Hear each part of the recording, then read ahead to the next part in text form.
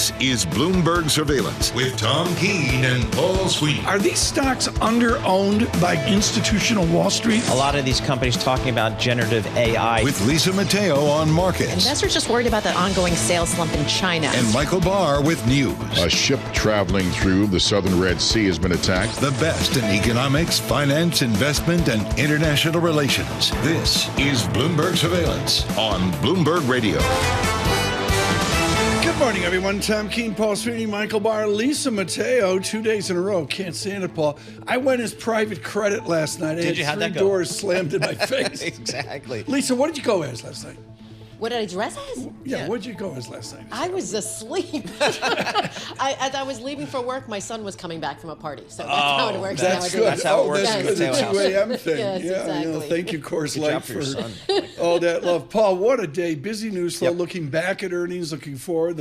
Valerie there with the petrochemical companies coming in here, Exxon and Chevron. But it's Jobs Day is a non-event. I don't know how to play it. We're going to defer to a lot of the Hurricanes. economists out there. There's hurricanes, there's strikes. Right now, the headline number, Tom, change in non-farm payrolls, the consensus is 100,000. Yeah, I think what we're committed to here, folks, with the great guest lineup we have today, including Zenter and Claudia Sahm, around 8:30, we're really going to steer the conversation forward. Not so much to election. I don't care who Claudia Sahm thinks is going to win. Right. But what will the economy be like on that path to the inauguration? Yeah, coming out of next Tuesday, kind of what is the economic impact? Maybe a potential change here we've got in the administration here. So global Wall Street certainly paying attention, and we will as well. We will see. It is Friday, and a lot going on. I got some real choice words on Apple and the coverage on it. Of course, Amazon lifting as well. From the Interactive Broker Studios, our Bloomberg Business Flash, Lisa Mateo. And we've got green on the screen at the end of a really volatile week. Mixed earnings, big tech companies had the market on the defensive. Amazon, Intel shares, they're higher. Optimistic earnings results. We have Amazon up 6%, Intel up 5%. Apple shares on the other side, they're lower, down 1%, reporting softer demand in China. So right now we have NASDAQ futures up 0.4%, 91 points. Dow futures up 0.3%, 153 points. S&P futures up 0.3%, or 22 points. We have the two-year yield, 4.18%. That's up 1 basis point. The yield on the 10-year, 4.29%, and that is little changed. October was the worst month for treasuries in 2 years. Just a side note there. A big day for oil companies. Exxon up 1%, beat estimates for third quarter earnings. Higher oil production from the Permian Basin. Will that help cushion a drop in crude prices? And Chevron, just about similar news there. Their shares up more than 2%, but it also indicated potential U.S. job cuts, part of a $3 billion cost-cutting plan. That is your Bloomberg Business Flash. Tom and Paul. Lisa, thanks so much. Our election coverage as we move forward here. Joe Matthew, Kaylee Lyons leading that off, 5 p.m.-ish. You're going to see that Tuesday night. Then John Farrow and Anne-Marie Horton teaming up with Joe and Kaylee to give you a really interesting conversation and perspective. Somehow I think David Gura will be in there. I think he'll probably be in the mix here. David Gura was just out in Wisconsin. Now he's going to be heading over to Pennsylvania. Pennsylvania. Check out some cheesesteaks. I said, what's the Philly. path? And he said, well, I'm going from Yingling Beer over east to Rolling Rock. Yep. And That's then how I think do it. he's in Schaefer country. That's when he ends up. Philadelphia. Nothing better than Pennsylvania, Pennsylvania Pittsburgh, beer. Philadelphia, all those great towns. Someone who's tried all three beers, Yingling, Rolling Rock, and Schaefer, is Philip Orlando. He and I are the only ones on the planet that remember Truman Dewey. We're thrilled to have Phil Orlando with Federated with us. Phil, do you actually care about the politics in terms of a 3-year view of what to do with my retirement plan? No. First of all, good morning, Tom. Thank you very much for having me back on the program. The answer to your question is no. That stocks over the long term up and to the right. You look at the combination of different parties having different levers of power in Washington over the last century, and over the long term, stocks go higher. Now, we can argue whether or not this policy or that policy is better in the short term, but the reality is you've got to be in it to win it.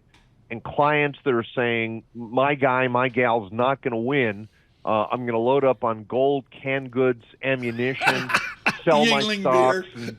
Yingling beer and hang out in the bunker I've built in the basement. That's a mistake. And we've been encouraging financial advisors to try to keep their clients invested in the market. Why do we start with Phil Orlando this morning? You just heard it, folks. I really want to emphasize here, he is with Federated Airmanis with all of their focus on Western Pennsylvania. Paul, the heritage of Federated out of Pittsburgh with their advent of the money market fund years ago. Absolutely. Pittsburgh, one of my favorite all-time towns. Let's talk volatility, Phil. I mean, Tom keeps us focused on the VIX here, and we're over 22 on the VIX here, and that's up from we were kind of well below 20 just a few months ago. Cash. What do you make of volatility here?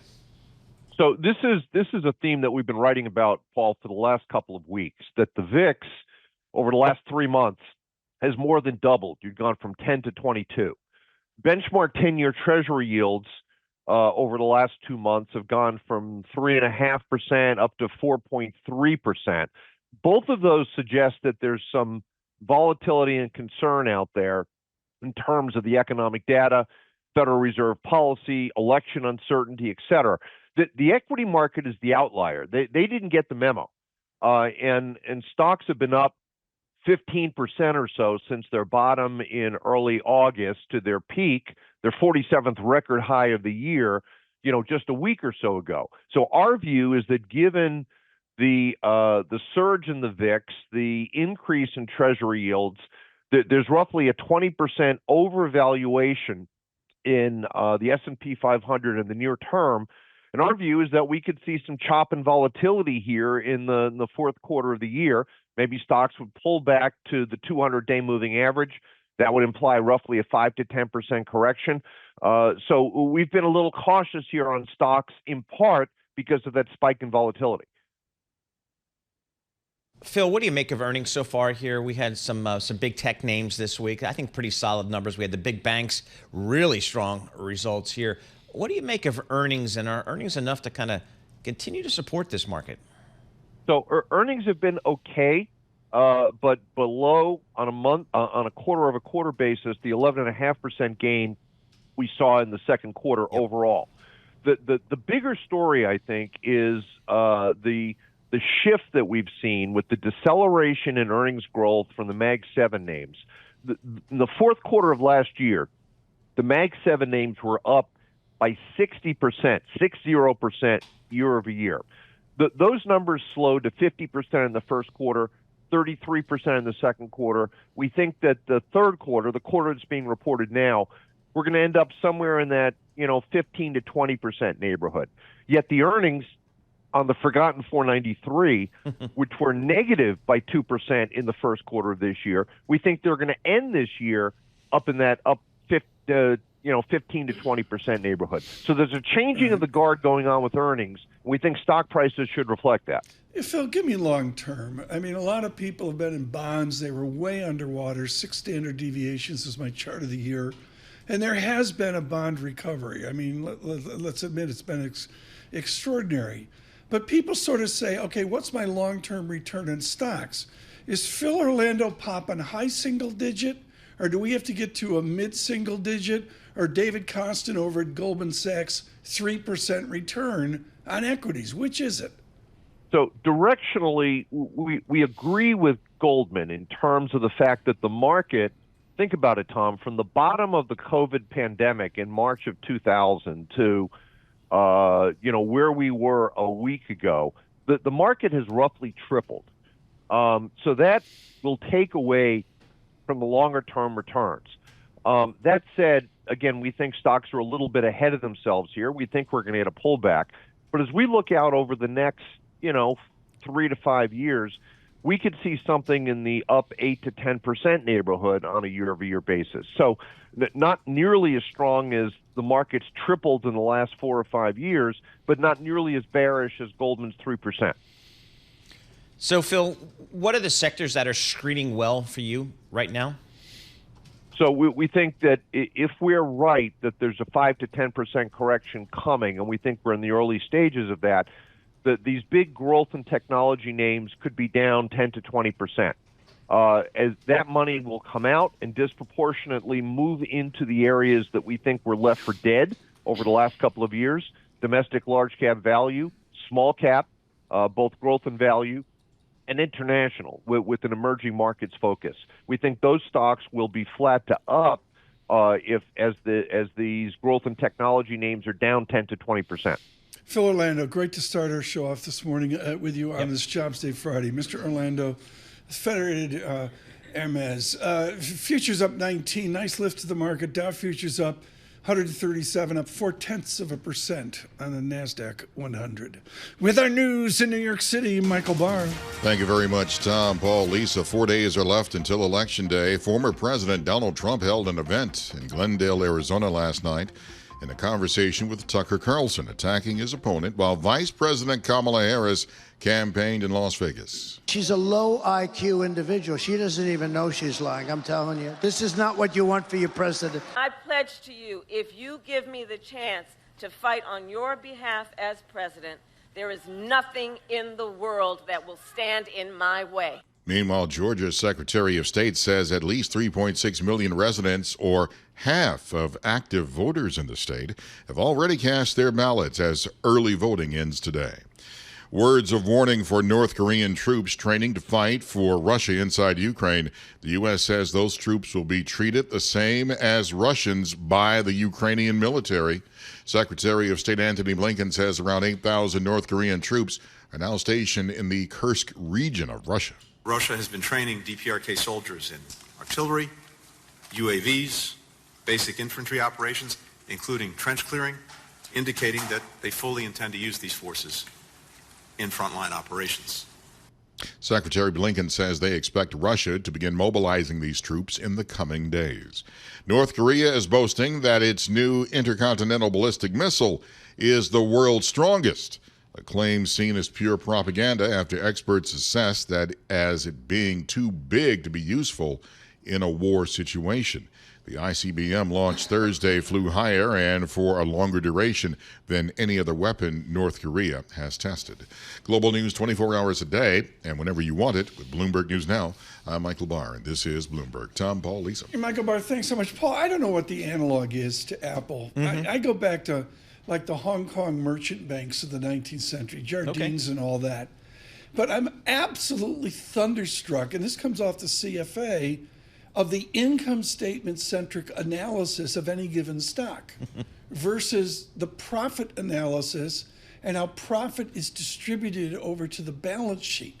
I sat there in awe last night of this profit machine, Apple. You and I have never seen this in our lives. No, I mean, I'm just looking at the it's FA. Original. Yeah, Tom, at the FA screen on the Bloomberg terminal shows, $111 billion of net income this year, going to $119 billion next year. But the free cash flow is more than the net income. They're going to have $120 billion of free cash flow this year. Just extraordinary. Shares at the peak of 2012 were 26 billion. 26 billion shares are now under 16 billion shares and moving down methodically. And then you look at the margin expansion, which nobody talks about. Never did I expect any company, and particularly an aircraft carrier like that, to expand margins as they have from 37 out to 40-something. Yeah, it's extraordinary here. The revenue, I think, concern, the stock's off a little bit today. A little bit lingering concern about China here. I mean, it's a competitor. It's 20% of the revenue is China, and there's growing competition there, so there's concern by investors. Well, China's a big worry there. They move manufacturing to India, and also, of course, the sales revenue across Asia and Japan maybe picks up some of that China weakness. But nevertheless, there is the China angst. It is Jobs Day from New York City. Stay with us. Bloomberg Surveillance.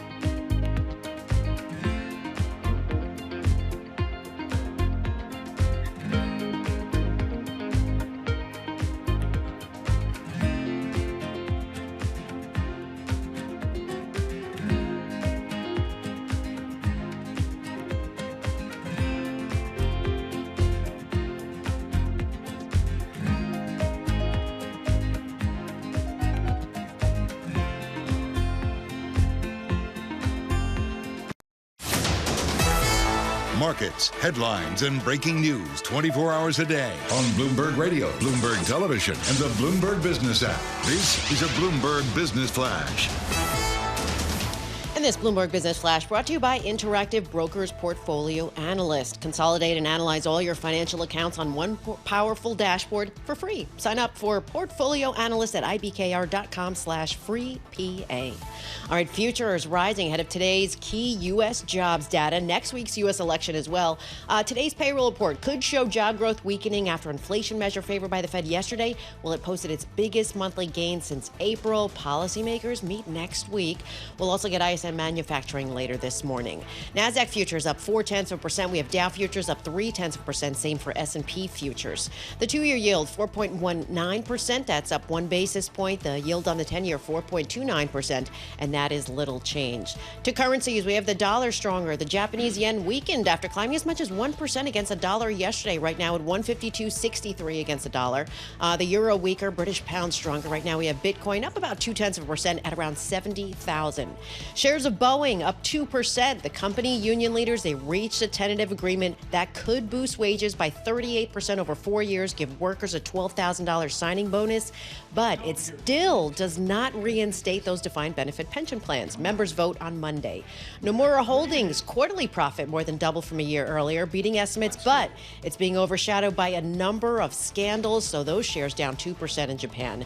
And finally, shares of Abbott Laboratories, Reckitt on the rise. Abbott up more than 4%, Reckitt up more than 8% after their first victory in a baby formula trial. For on-demand news 24 hours a day, subscribe to Bloomberg News Now, wherever you get your podcasts. I'm Lisa Mateo. That's a Bloomberg Business Flash. Tom and Paul. Lisa, thanks so much. Greatly appreciate it. Phil Orlando with us, giving us the view. Phil's basic message is you got to be into play. Sure.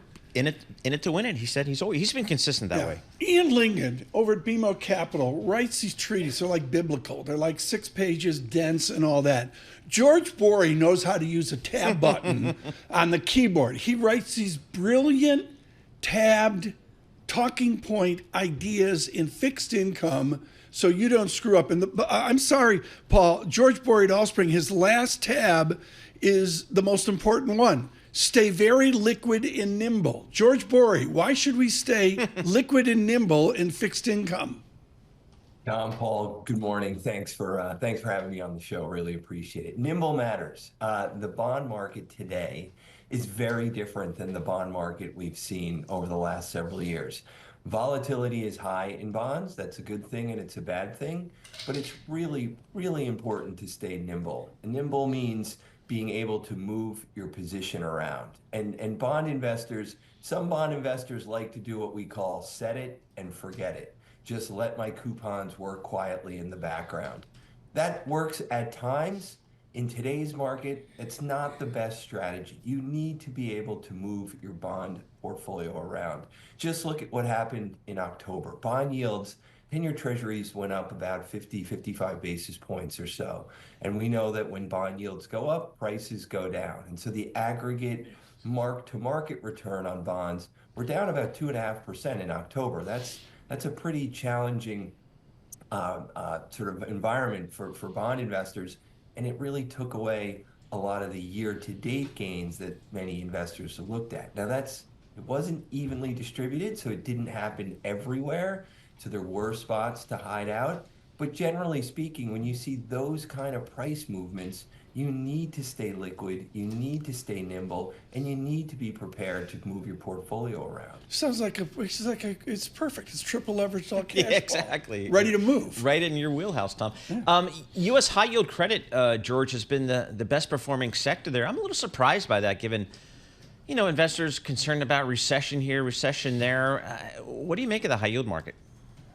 Yeah, bond, lower rated credit. So bonds that are issued by, different types of companies with different, arguably a little bit more risk, have done very well this year. They did well last year. And it's a reflection of the underlying economy. There was some concerns earlier this year that we were going to see another wave of slowdown. We did see a modest slowdown, and now things are reaccelerating. So high yield as an asset class is doing very well. And in our opinion, the most important thing, the most important component of high yield is it's that coupon flow. And as a bond investor, you make most of your money by the income you get from the bonds. And it's that income stream combined with the reinvestment of that income stream. And as long as you can preserve your sort of capital that's invested, you do very well over time. And so with bond yields in the world of high yield, anywhere from say 6.5 to 8.5%, which is a fairly generous yield in this environment, if you compound those through time, you're doing very well. And you can weather the type of volatility we're seeing in the treasury market, where bond yields are jumping sort of all over the place. When we look at the high yield market, prices are fairly stable. There's not a lot of duration, meaning you're much shorter on the curve. So you don't have a lot of that price sensitivity to treasuries. The economy is doing well, so those coupons are being paid pretty consistently. And then just lastly, that sort of ongoing reinvestment is really, really powerful for a bond investor. And so when we look at the bond market today, what we say and what we see is a bond market that's generating bond-like returns. And that's anywhere from, say, 2% on the low side to positive 8% on the upside. And that's high yield is very close to the upper end of the range, and longer duration, higher quality is towards the lower end of the range. But the bonds are doing exactly what they're supposed to do. That's that steady stream of income. Can we review, Paul? And Bori nailed this, and that in a 6 standard deviation decline of price, he said it's going to come back. And in the last 18 months, it's been an act of God how it's been price up, yield down. Yeah, exactly. The 2-year at 4.19% here. George, what do structured products mean to you, and why are you overweight structured products? Yeah, so structured products is just a fancy way of saying it's a very defined stream of cash flows. So you go out, you take a whole load of receivables, or you take a whole load of mortgages, sort of plans to pay back money. You package them up, and then you borrow money against that stream of cash flows. Nice little technical strategy in the world of bonds, but those defined cash flows, they're very clear, they're very consistent, and most importantly, they're very persistent. And so as a bond investor, I like consistency. I want to see that cash flow coming to me on a very regular basis. You mentioned the economy before. The economy is doing very well. A traditional corporate bond is going to be heavily linked to the economy. So growth up, growth down, my cash flows are going to move around a lot.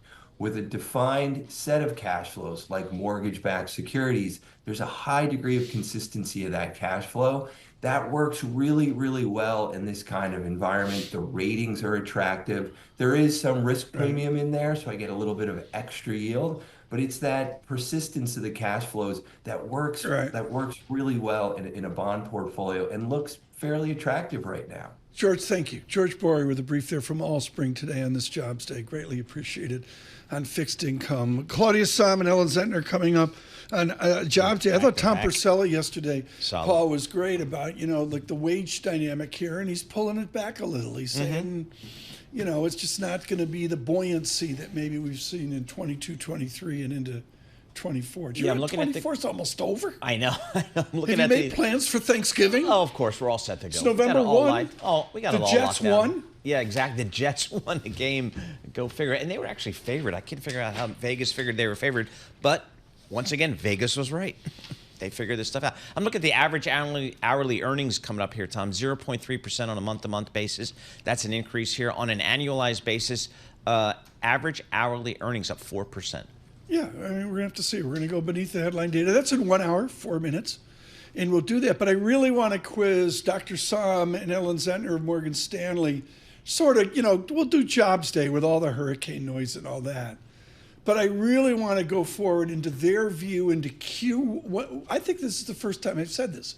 Q1 2025. Oh, boy. Yep. It's November 1. It's coming. It's coming up. Sure, why not? We're here. We're here. I mean, it's just ripping. Although I was in the ocean yesterday. That's how warm it was on the Jersey Shore. Yeah, for those of you worldwide, it's amazing the weather. We have a drought. It's serious. Yes, it is. Good morning to serious first responders of fire across all of New England, the 92.9 area, and then going down to Washington as well. But it is beautiful out. We'll have much more on that. Futures advance. Lisa Mateo moving the market higher. This is Bloomberg Surveillance.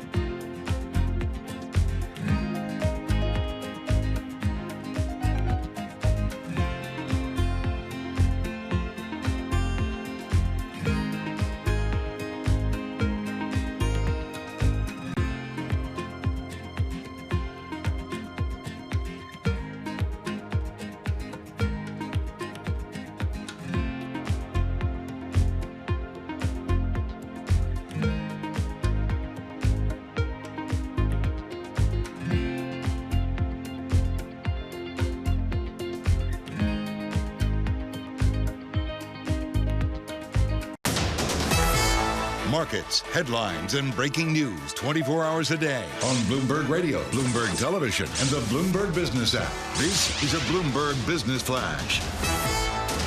From the Bloomberg Interactive Broker Studio, I'm Lisa Mateo. S&P futures edging higher right now, up about 0.3% with the benchmark on track for its worst weekly performance in more than a year. That's due to skepticism over the outlook for artificial intelligence, cloud computing after results from the likes of Microsoft and Meta. Both companies now seeing a bit of a rebound this morning. We have Microsoft now up nearly 1%, Meta up about 0.5%. We mentioned S&P futures. Now let's go to Dow futures, up 0.3%. We have NASDAQ futures up 0.4%, or about 92 points. We have the two-year yield, 4.19%. That's up 2 basis points. The yield on the 10-year, 4.29%, and that's up 1 basis point. To commodities, oil gaining due to renewed tension in the Middle East. Right now, we have Brent crude up more than 1.5% at about $74 a barrel. WTI crude, $70 a barrel. We have spot gold up about 0.3% at $2,752 an ounce. A few companies making news. Well, Warren Buffett's Berkshire, well, it acquired 60.7 million shares in SiriusXM. That's taking its stake up to 33%. And finally, sources say Sony approached CBS early this year after an offer greater than 9 figures to buy out its Wheel of Fortune Jeopardy distribution deal. Sony's TV arm, well, yesterday it sued CBS, saying that it breached terms of their contract. That is a Bloomberg Business Flash. Tom and Is that because Pat Sajak had those tickets for the World Series? Exactly. Right behind home plate. Right behind home plate. They're like, what is that? Let's sue somebody? Oh, my goodness. His tweet. Did you see his tweet? I'm still alive. Yes, he's still alive. Yeah, I'm not. Yeah. Good morning to Mr. Sajak. And somebody sent me a photo of this lovely lady at a bar who went as the guy who took the ball out of Mookie's was that right? glove. Thank you. I don't have it in front of me. I'm so sorry, but that was just lovely. Here's the problem, folks. You go to the Bloomberg, and you look at an equity fund, and you can go, do fancy CFA, talk the Sharpe ratio and the R squared and all that. Bonds are a mess. Joining us now with an incredible DES screen, the Core Plus Fund at JP Morgan with a really solid 1-year Sharpe ratio in the gobbledygook of the bond world with the Core Plus ETF. Priya Misra joins us now from JP Morgan as well. How have you guys done it the last year to generate a constructive Sharpe ratio versus the bond morass that's out there? Give us a look back on how you got here. Sure. Thank you for having me, Tom, and thank you for bringing up Sharpe ratio, because I think a lot of people look at yield and you're getting 5, The Yankee 6. Sharpe ratio is not that good. Sharpe ratio, folks, is a measurement of risk and reward. Go. Exactly. So that is what we look at all the time. So, if you remember a year ago, interest rates were rising, and that was not a time we liked duration. But as we got closer to year end, and it looked like the Fed was not going to hike, and actually the Treasury also started to cut back on issuance, duration risk made sense. But the biggest contributor to our return and our Sharpe ratio has been a high quality spread product, whether it's securitized credit, whether it's corporate credit, both investment grade as well as high yield. We're in a soft landing. We saw this. We said, you know what? These yields are going to attract people. Fixed income has income as well as the hedging property. That Sharpe ratio in a portfolio sometimes is given by bonds. And so we've been overweight spread product in different forms. It's been a very diversified bet. So when you've had times when, one sector's done better than another sector, we've got that spread product and then duration on and off. I did a panel with Bob Michael. He runs a bond portfolio down Park Avenue, and I was working up my chart of the year, which is the Bloomberg Total Corporate Return Index, back 20 years, whatever. There's a log trend. And the answer is the carnage was over 6 standard deviations. It was like a medical chart. And the number one story for me this year is not equities, not the election, it's the bond recovery. Will that continue, price up, yield down into 2025? So that's the multi-trillion-dollar question. I'm more constructive on spread. The spreads, I do have a lot of confidence will stay tight, because I look at corporate America, I look at the household sector, companies households did the right thing. They locked in low level of rates. They're not that impacted. The Fed, we do think, is going to cut rates. Where I struggle with is duration, because as you know, there's a big election coming up. And depending on the outcome of the election, if we do have a scenario where there's a lot more fiscal stimulus, you can see the Fed not cutting as much. You can see a lot more debt supply, which the market will price in. So when you talk about price up, yield down, well, if those yields are going up, overall total return of bonds may struggle, but it's all dependent on which way the election goes. I think the market's going to run with the 2016 narrative, which I would say it's a very different environment today compared to 2016. So we should be careful, but there's this knee-jerk reaction. So, putting the election aside, when we look at top-down as well as bottom-up of companies and households, it's actually very strong. So I do think spreads stay at the tighter end of the range. I think duration is where I'll tell you in a week or whenever we know the outcome of the election. Priya, we've got a Fed that's cutting rates. They cut rates by 50 basis points. Yet my 2-year Treasury, I don't know, it's like 4.2%. It was like 3.6% just a month or so ago. What's that? What's going on there? So I think that this tells you there's a couple of things. Number one, the market had priced in a little over 25 basis points. Now, the Fed delivered more, so that should have meant lower rates. But literally right after the Fed cut rates, we started to see, we had that one very strong payroll report with upward revisions. And we have another payroll report very soon today. So we'll see, is the economy re-accelerating? I think the market's starting to price this risk that we might be re-accelerating. I don't agree with it. I think data is mixed. It's not slowing as aggressively as it looked the previous two payroll reports. I don't think it's re-accelerating either. But the reason that 2-year has risen is, despite the Fed telling us that they're on a path to gradual cuts, is this risk that maybe there's going to be more fiscal stimulus, or the economy may be re-accelerating here, and then the Fed doesn't have to cut as much. And that's why that end point, we focused a lot on the next meeting, but I look at the totality. When you talk about the 2-year, the totality of rate cuts, we were pricing in 3% end point after the rate cuts. Now we're closer to 4%. That's really? What's changed in the last month. Because there's just a lot of uncertainty, and if you're not sure whether the Fed will do anything, you don't want to put a lot of risk on that front end. So there have been no buyers. And I think that once we get today, let's see payrolls and let's get the election out of the way, I think that front end starts to look very attractive, because I think inflation is still telling you the Fed's going to keep cutting. So if the Fed's going to keep cutting, do we have 25 basis points next Thursday and then maybe a similar amount in December? Is that how you're thinking about it? That is our base case. We see a couple more 25s and then a slower pace of 25s until about 3 or 3.5, somewhere in that range for terminal. I think the market, though, depending on the election outcome, might reduce the totality of cuts. But the next few cuts, remember, the Fed believes, and I think they're right, policy is restrictive. So cutting for the next, I would say 100 basis points, we can debate whether it's 50 or 100, would still be in the normalization path. They don't need to move into accommodative territory. That's really the question for cuts next year. And the mathematics of this, out of Lady Sriram in Delhi, you've got the mathematics nailed. There's a vector out there to a terminal point. Is your terminal point, within the language of John Williams, 2.0? Do we run below 2 and get back into the deflation, disinflation angst of 15 years ago? Or do we have to reset higher than 2.0?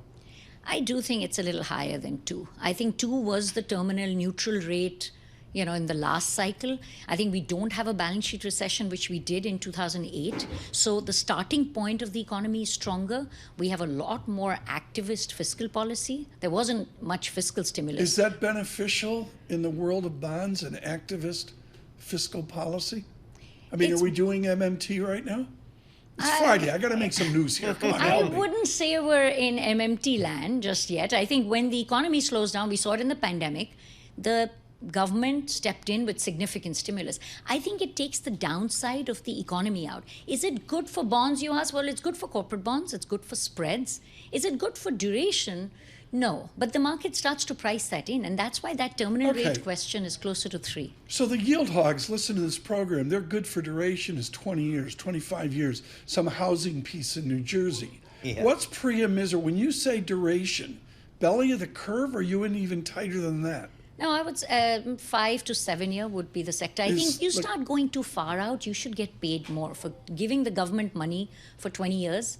You should get paid a little more. So I think the curve can steepen. So, but the part of the curve I like is 5 I need year. yield because I got to go to the package store in my Vespa, right? Exactly. Is that how it works? That's how it works. Are you taking credit risk at JP Morgan Asset Management? We are. We think we're in a soft landing. Okay. We like corporates. We like parts of the household sector. I think there's just a lot more dispersion. So you just buying credit, I don't know. This is where active management comes in because we're seeing dispersion within companies. No one's listening. So if Minnesota Mining and Manufacturing issues a corporate piece, 10-year piece, do they just make one phone call to Priya Misra? I mean, what's the power of JP Morgan in getting price up, yield lower on a new issuance? Well, I'd like to say that they listen to the market, that they look at all the investors. Well, she's well-trained. But I will say we're seeing significant inflows into bond funds. And so any company, household, I mean, you have to stomach those yields. You have to make the yields work. But once you look at the demand for bonds, I think people are coming into bonds. 20 seconds. Would you buy Mag 7 debt, newly issued Mag 7 debt by Amazon, Microsoft, Apple, and the rest? They're tight. So I would wait for a better level to buy. We're finding better value elsewhere. She's never coming back, Paul. That's how they're. Priya us. Misra, thank you with JP Morgan for joining us today. Thank Futures you. up 24. Thank you, Amazon. With our news in New York City, Michael Barr. Thank you very much, Tom, Paul, Lisa. With 4 days left until Election Day, Kamala Harris says former President Donald Trump saying he would protect women whether they like it or not shows he does not understand women's rights to make decisions about their own lives. Whether he has said, as he has, that women should be punished for their choices, whether he has talked about his pride in taking away a fundamental right from women. Meanwhile, Donald Trump called former Representative and Trump critic Liz Cheney very dumb. She's a radical war hawk. Let's put her with a rifle standing there with 9 barrels shooting at her, okay? Let's see how she feels about it. You know, when the guns are trained on her face. Trump spoke in Glendale, Arizona. Crews are searching for bodies in stranded cars and sodden buildings as residents salvage what they can from ruined homes following monstrous flash floods in Spain that claimed at least 158 lives. The death toll could rise more as search efforts continue. An unknown number remains missing. Secretary of State Anthony Blinken says the U.S. expects Russia to begin mobilizing North Korean troops in the coming days to fight Ukraine. Should these troops engage in combat or combat support operations against Ukraine, they would become legitimate military targets. Blinken says 8,000 North Korean troops are stationed in the Kursk region of Russia. Global news 24 hours a day and whenever you want it with Bloomberg News Now. I'm Michael Barr, and this is Bloomberg. Tom, Paul, Lisa. I didn't know this. The Kansas City Chiefs are the only undefeated team? Yes, sir. Wow. Mahomie. We now begin a debate of the weekend. We need to be delicate here. Yeah. Are they favorited by the referees, the umpires? I don't know, Michael. What do you think? If you're the losing team, you're going to say, of course they are. But no, I think that for the most part, the refs get it right, except for some totally blatantly missed face mask calls in the Vikings game. But that's another story. What about the reffing of Lions-Packers? I mean, that alone, Well, that's going to be a good one too, man. It's like I got it, and that's a 1 o'clocker, man. I got to. Yeah, buddy. You'll have to get up early, like 12 noon. Yeah. Listen, Lions fans, we know we've had calls go way totally wrong. 2 words, Calvin Johnson, and the infamous catch. That's all I got to say. Yeah. But you know what? Hey, this season we're kicking butt. They're killing it. I mean, it's great. Remember when the Lions lost like 14 games in a row? Yeah. Those days are over. No, they're back. It's like Columbia football. They've turned it around. Sure. Futures up 25, up 0.4%. Odd lift to the market. NASDAQ up 0.5%. Amazon leading the way. Is that like I the thought basic? it was, solid results. They're selling stuff. The cloud's working. Shareholders like what they heard last night. You need to stay with us on YouTube. Of course, subscribe to Bloomberg Podcasts on your commute across this nation. We have a really important political conversation coming up. Can't say enough about it. Jessica Taylor informed at the Cook Political Report. Charlie Cook, his last essay, he is on fire. From New York City, Bloomberg Surveillance.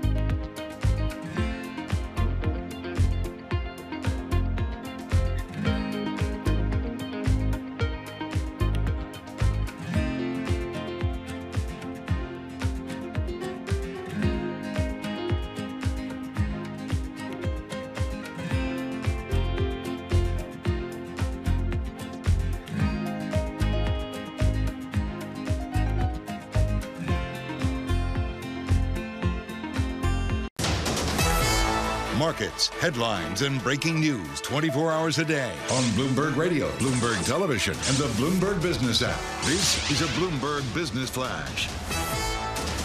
From the Bloomberg Interactive Broker Studio, I'm Lisa Mateo. Futures advancing as we await key payrolls data for October, 8:30 Wall Street time now. U.S. jobs data report could show a temporary hit from hurricane strikes, with payrolls seen rising by just 100,000 and unemployment holding steady at 4.1%. Now, Bloomberg Economics expects the first negative jobs print since 2020. We shall see. Right now, we have NASDAQ futures up 0.4%. Same for Dow futures, S&P futures up 0.3%.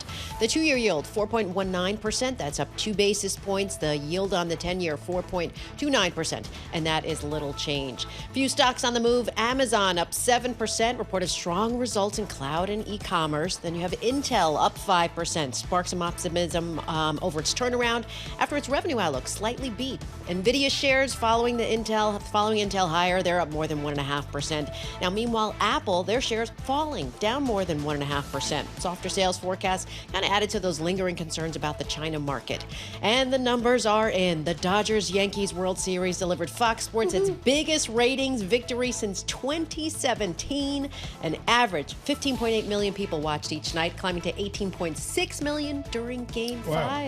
That is your Bloomberg Business Flash. Paul and Tom. Lisa Mateo, thanks so much. I mean, do the streamers step in now? They see those numbers. They got to play. Oh, eventually, yeah, because of the cord cutting. We saw that from Comcast results yesterday, continued cord cutting. What do you think about this idea we're done? Cable, go. Who do they sell it to? Well, I have no idea. Paramount's, I mean, Comcast thinking about spinning out their cable. I don't know who buys it, because maybe private equity. That's the only call I have. I want to get to this in a moment. There's a guy, Charles Cook, who is definitive in measured English about elections. He steps away from the emotion. He does show, not tell. He has a group of people around him in his eminence. We'll talk about Charlie Cook's latest essay. And one of them out of Furman is Jessica Taylor. She is exquisite on Senate dynamics, and she publishes this morning. Jessica, thank you so much for joining us. Love the Cook Political Report, telling people just shut up and subscribe.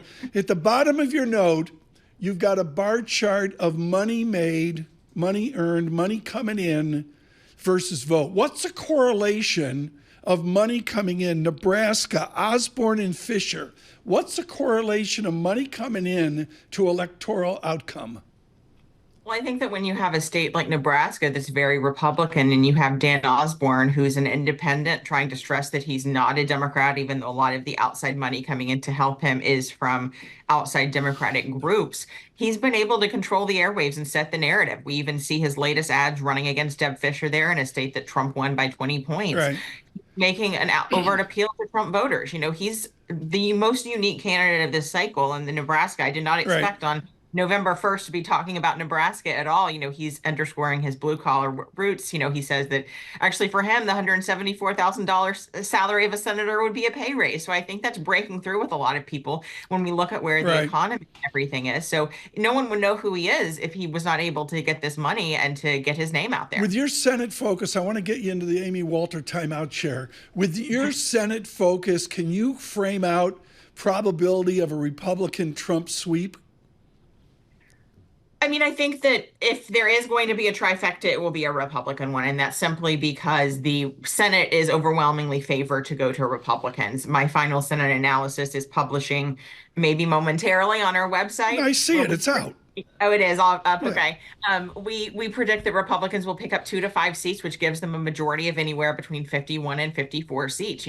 We came into this cycle with Democrats having to defend 23 seats to just 11 for Republicans. Republicans are going to pick up West Virginia. We know that. They're favored in Montana over Democratic Senator Sherrod Brown, and that gets them to 51. So it just means that, do they add Ohio, where the race is neck and neck? Sherrod Brown could defy the odds and win there, even in a state that Trump carried twice by 8 points. Those other blue wall states, Michigan, Wisconsin, and Pennsylvania all remain very close in toss-ups. So I just have a hard time seeing, Democrats need to flip Nebraska, but even though Osborne says he wouldn't caucus with Democrats, Texas is the one. So there's just far more paths for Republicans.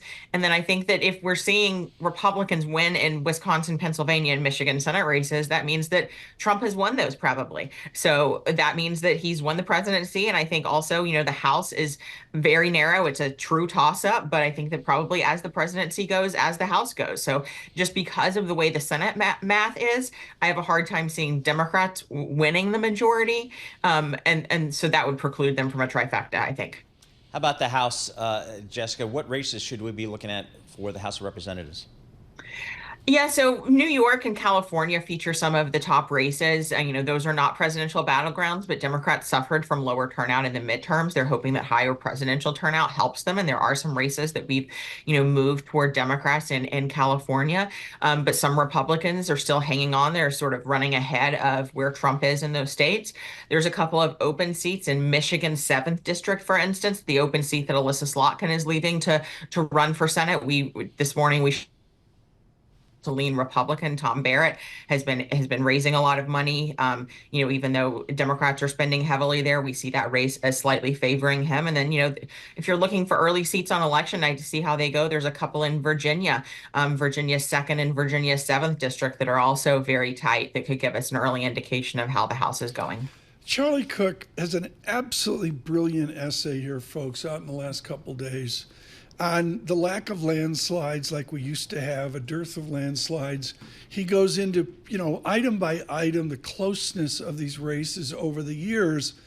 And as you know, Jessica, Charlie goes to the surprises. What's your biggest potential Senate surprise? I think it's Texas. Really, Cruz?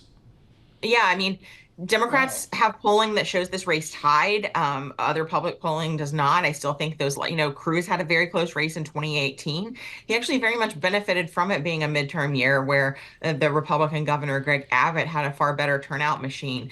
I think that Cruz is very vulnerable on abortion. We saw Harris go there last week to sort of emphasize the state's very stringent abortion laws. In fact, while other states are able to have referendums to overturn them, Texas does not allow that. And, just this week, there was the story of a woman who was denied care after a miscarriage and she died. So I think those are very much in focus right now. And this is what if Democrats have a better night than expected, I think it probably has to do with, I'm cognizant of the fact that in 2022, the polling actually underestimated Democrats. And if Democrats have a better night overall, if Harris does, if someone like Colin Allred in Texas does, I think it's because the potency of abortion and the Dobbs issue after Roe fell is still is still very powerful and is driving a lot of voters, particularly female voters. Jessica Taylor, thank you so much. The quick political report. Her focus on the U.S. Senate. Our focus will be election coverage Tuesday night at 5 p.m. Kayleigh Lines, Joe Matthew, Kayleigh Lines, with really interesting, deeper conversation than the normal drivel. At 7 p.m., they go stronger. John Farrell, Anne-Marie Horton with Joe Matthew and Kayleigh Lines. Our live election results, all of that. The context of it is key for Bloomberg. The conversation Tuesday night, Bloomberg Radio, television, and of course out on YouTube, all of our Bloomberg podcast efforts. 5 p.m., 7 p.m. election night. Bloomberg Surveillance this morning brought to you by IBKR. Financial advisors switched to Interactive Brokers for lowest cost global trading and turnkey.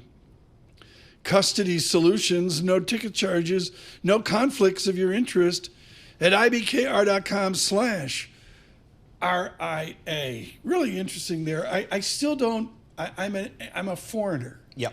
I don't understand the linkage of money to voting. Gura is fluid in that.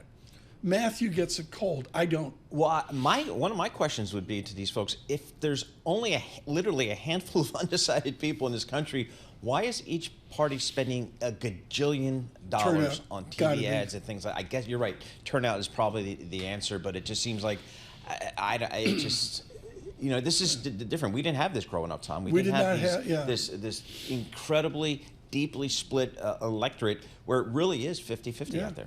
Let me do a data check. We look at equities. Excuse me, still fighting the plague. It's getting better every day. Let me do a data. 3, 2, 1. Let me do a data check. Equities, bonds, currencies, commodities, a lift to the market here. NASDAQ up 0.5%. S&P up 24 points right now. In the bond market, getting ready for Jobs Day, red and green on the screen, yields higher for the 2-year yield. It's Friday. Paul Sweeney announcing the weather is perfect. Friday songs. Good morning. Tuesday's grey and Wednesday too. Thursday, I don't care about you. It's Friday, I'm in love. Monday, you can fall apart. Tuesday, Wednesday, break my heart. Oh, Thursday doesn't even start. It's Friday, I'm in love.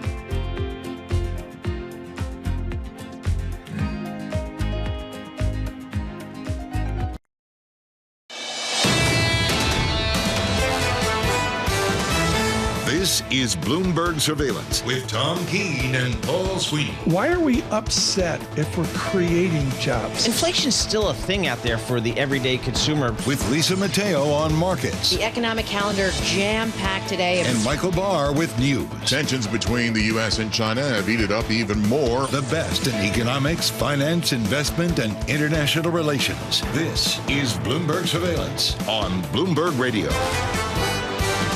Good morning, everyone. Paul Sweeney, Tom Keene, Michael Barr, Lisa Mateo. It is Jobs Day, 29 minutes away from an important jobs report. Really hurricane infected. 2 hurricanes affecting today's report. Anna Wong of Bloomberg out with a brilliant essay. Her delta of statistical noise is 150,000. Keep that number in mind as we migrate to Claudia, Sahm, and Ellen Zenter over the next half hour. Got a really important thing here out on YouTube. We got to get to that in a moment. Bloomberg Surveillance this morning is brought to you by Cohn Resnick.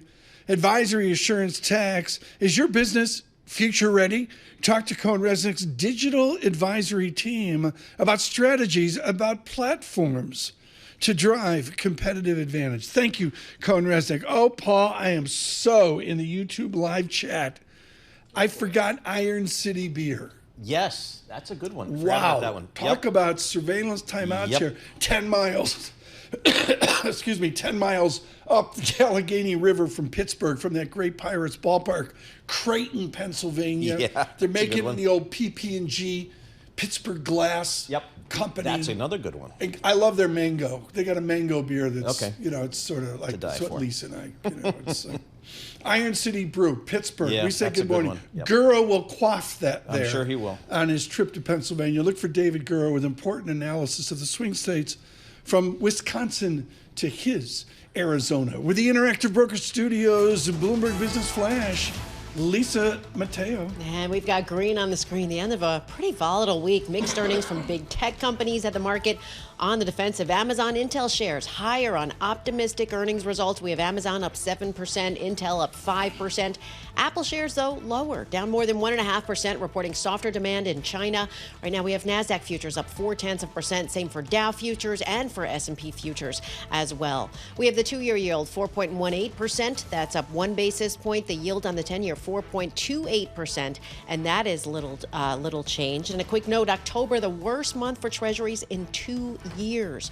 Over to commodities. Yeah, oil gaining due to renewed tension in the Middle East. Right now we have Brent crude up more than 2% at $74 a barrel. WTI crude at $70 a barrel. And sticking with oil, Exxon, yes, up nearly 2%. Beat analyst estimates third quarter earnings. Higher oil production from the Permian Basin. Will that really help cushion that drop in crude prices? Exxon actually the best performing oil major this year. Chevron up more than 2%. It reported similar news like Exxon, but it also indicated potential U.S. job cuts, part of a $3 billion cost-cutting plan. That is your Bloomberg Business Flash. Tom and Paul. Thanks so much, Lisa. Appreciate it. The Economist has been on fire. They did an endorsement. I believe they endorsed the Vice President, and lots of good analysis over at The Economist. And part of that is EIU, the Economist Intelligence Unit. Joining us now, Constance Hunter, their chief economist. Constance, I was on the Vespa in Rome, and I was thinking of you in that, like Europe looking at this election. What do you and EIU perceive as the continental European view of what we're going to see November 5th? Yeah, I mean, you bring up a great point, and thank you for thinking of me when you were in Rome. Europe is looking at this, I think, with some trepidation, right? I think not only are we thinking about how Trump's predisposition towards NATO might impact the situation in Ukraine and Russia, but of course, his tariff threats. And we've actually done some work on this. I can shoot it over to you guys regarding what a Trump presidency would do, not only to the U.S. economy, which would be to weaken it, but to weaken the rest of the world economy. Yeah, but what would a Harris presidency do? Well, Harris presidency would be probably more of the same. So we think of the same. We got GDP this week, which showed we have remarkable productivity growth, right? We had GDP growth of 2.1%. And let's say you look at core PCE at 2.2. So what that tells you is that we are having non-inflationary growth as a result of a productivity boom. And part of what's underpinning that productivity boom is all of the investment from the Inflation Reduction Act, the CHIPS Act, and the Infrastructure Act, which was bipartisan. And these have set up public-private partnerships so that private industry can invest and allocate capital in a sound way, but with some backstop and assistance from the government. So we are getting this amazing productivity boom that, quite honestly, no other economy in the world has achieved. So, Constance, we're going to get some jobs numbers today at the labor market. We know it's going to be a little bit squirrely there with the hurricanes and the strikes and all. But how do you feel about the labor market here in the U.S. these days? Yeah, I mean, look, It's I think it's still healthy. We're looking at what 4.1, even if we're looking at 4.4% unemployment rate, right? That is still a mostly fully employed economy, which, by the way, is another thing that is contributing to the productivity burst. What I think you need to look at in today's payroll report is the diffusion index, right? Because even though we have these concentrated strikes, which if I read correctly on the Bloomberg this morning, it looks like they're inching towards a resolution, which is great. But we have these temporary effects from the strikes, the hurricanes, some seasonal factors in October that are still sort of dogging us post-pandemic.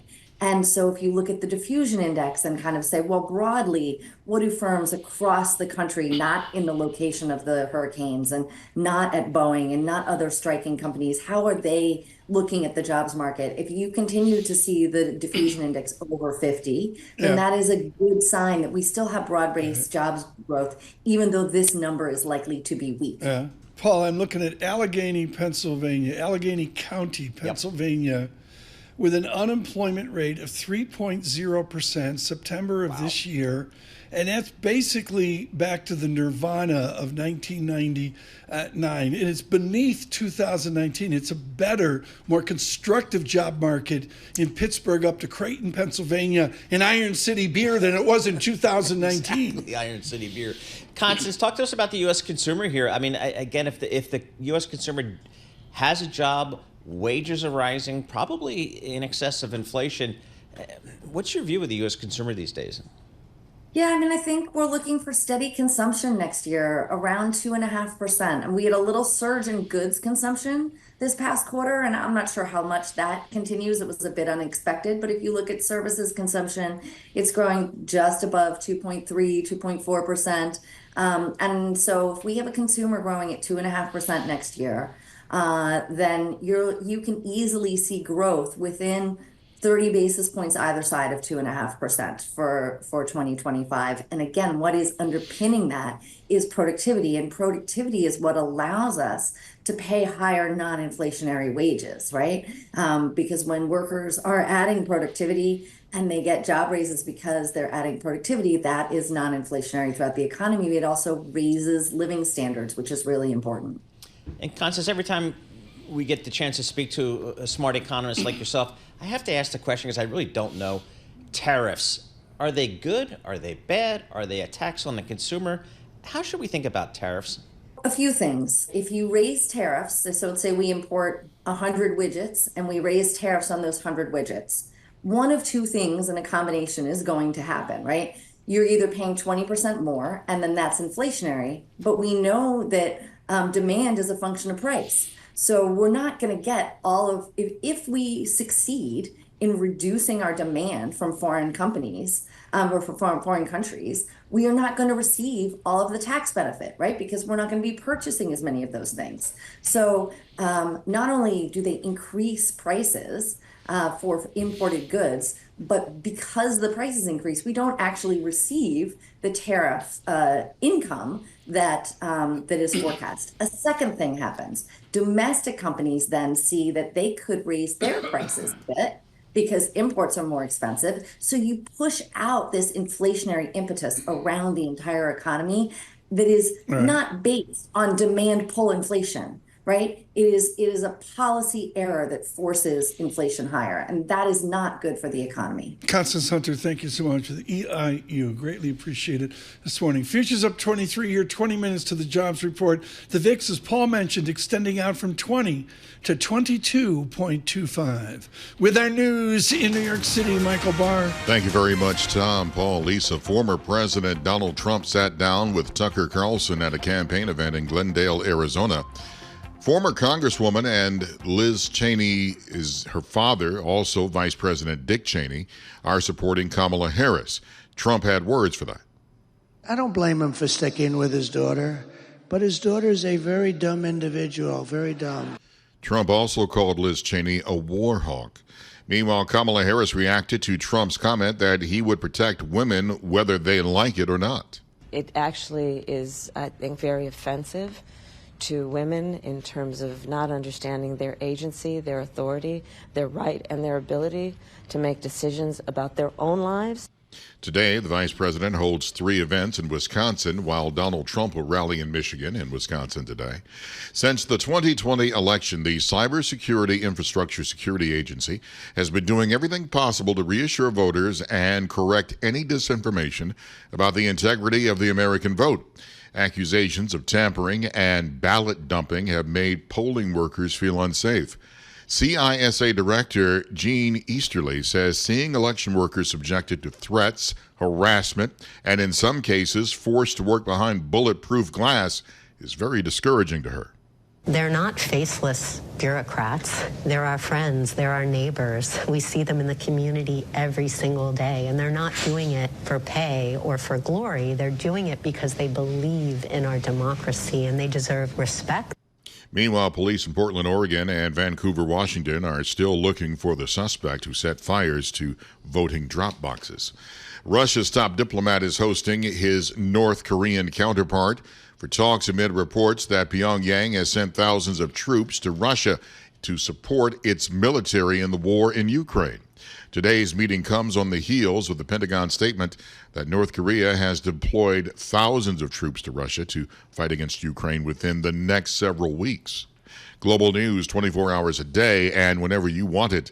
With Bloomberg News Now, I'm Michael Barr. This is Bloomberg. Tom, Paul, Lisa. I'm Michael Barr. Thanks so much. For our international audience, we've got to do this because in America, it matters.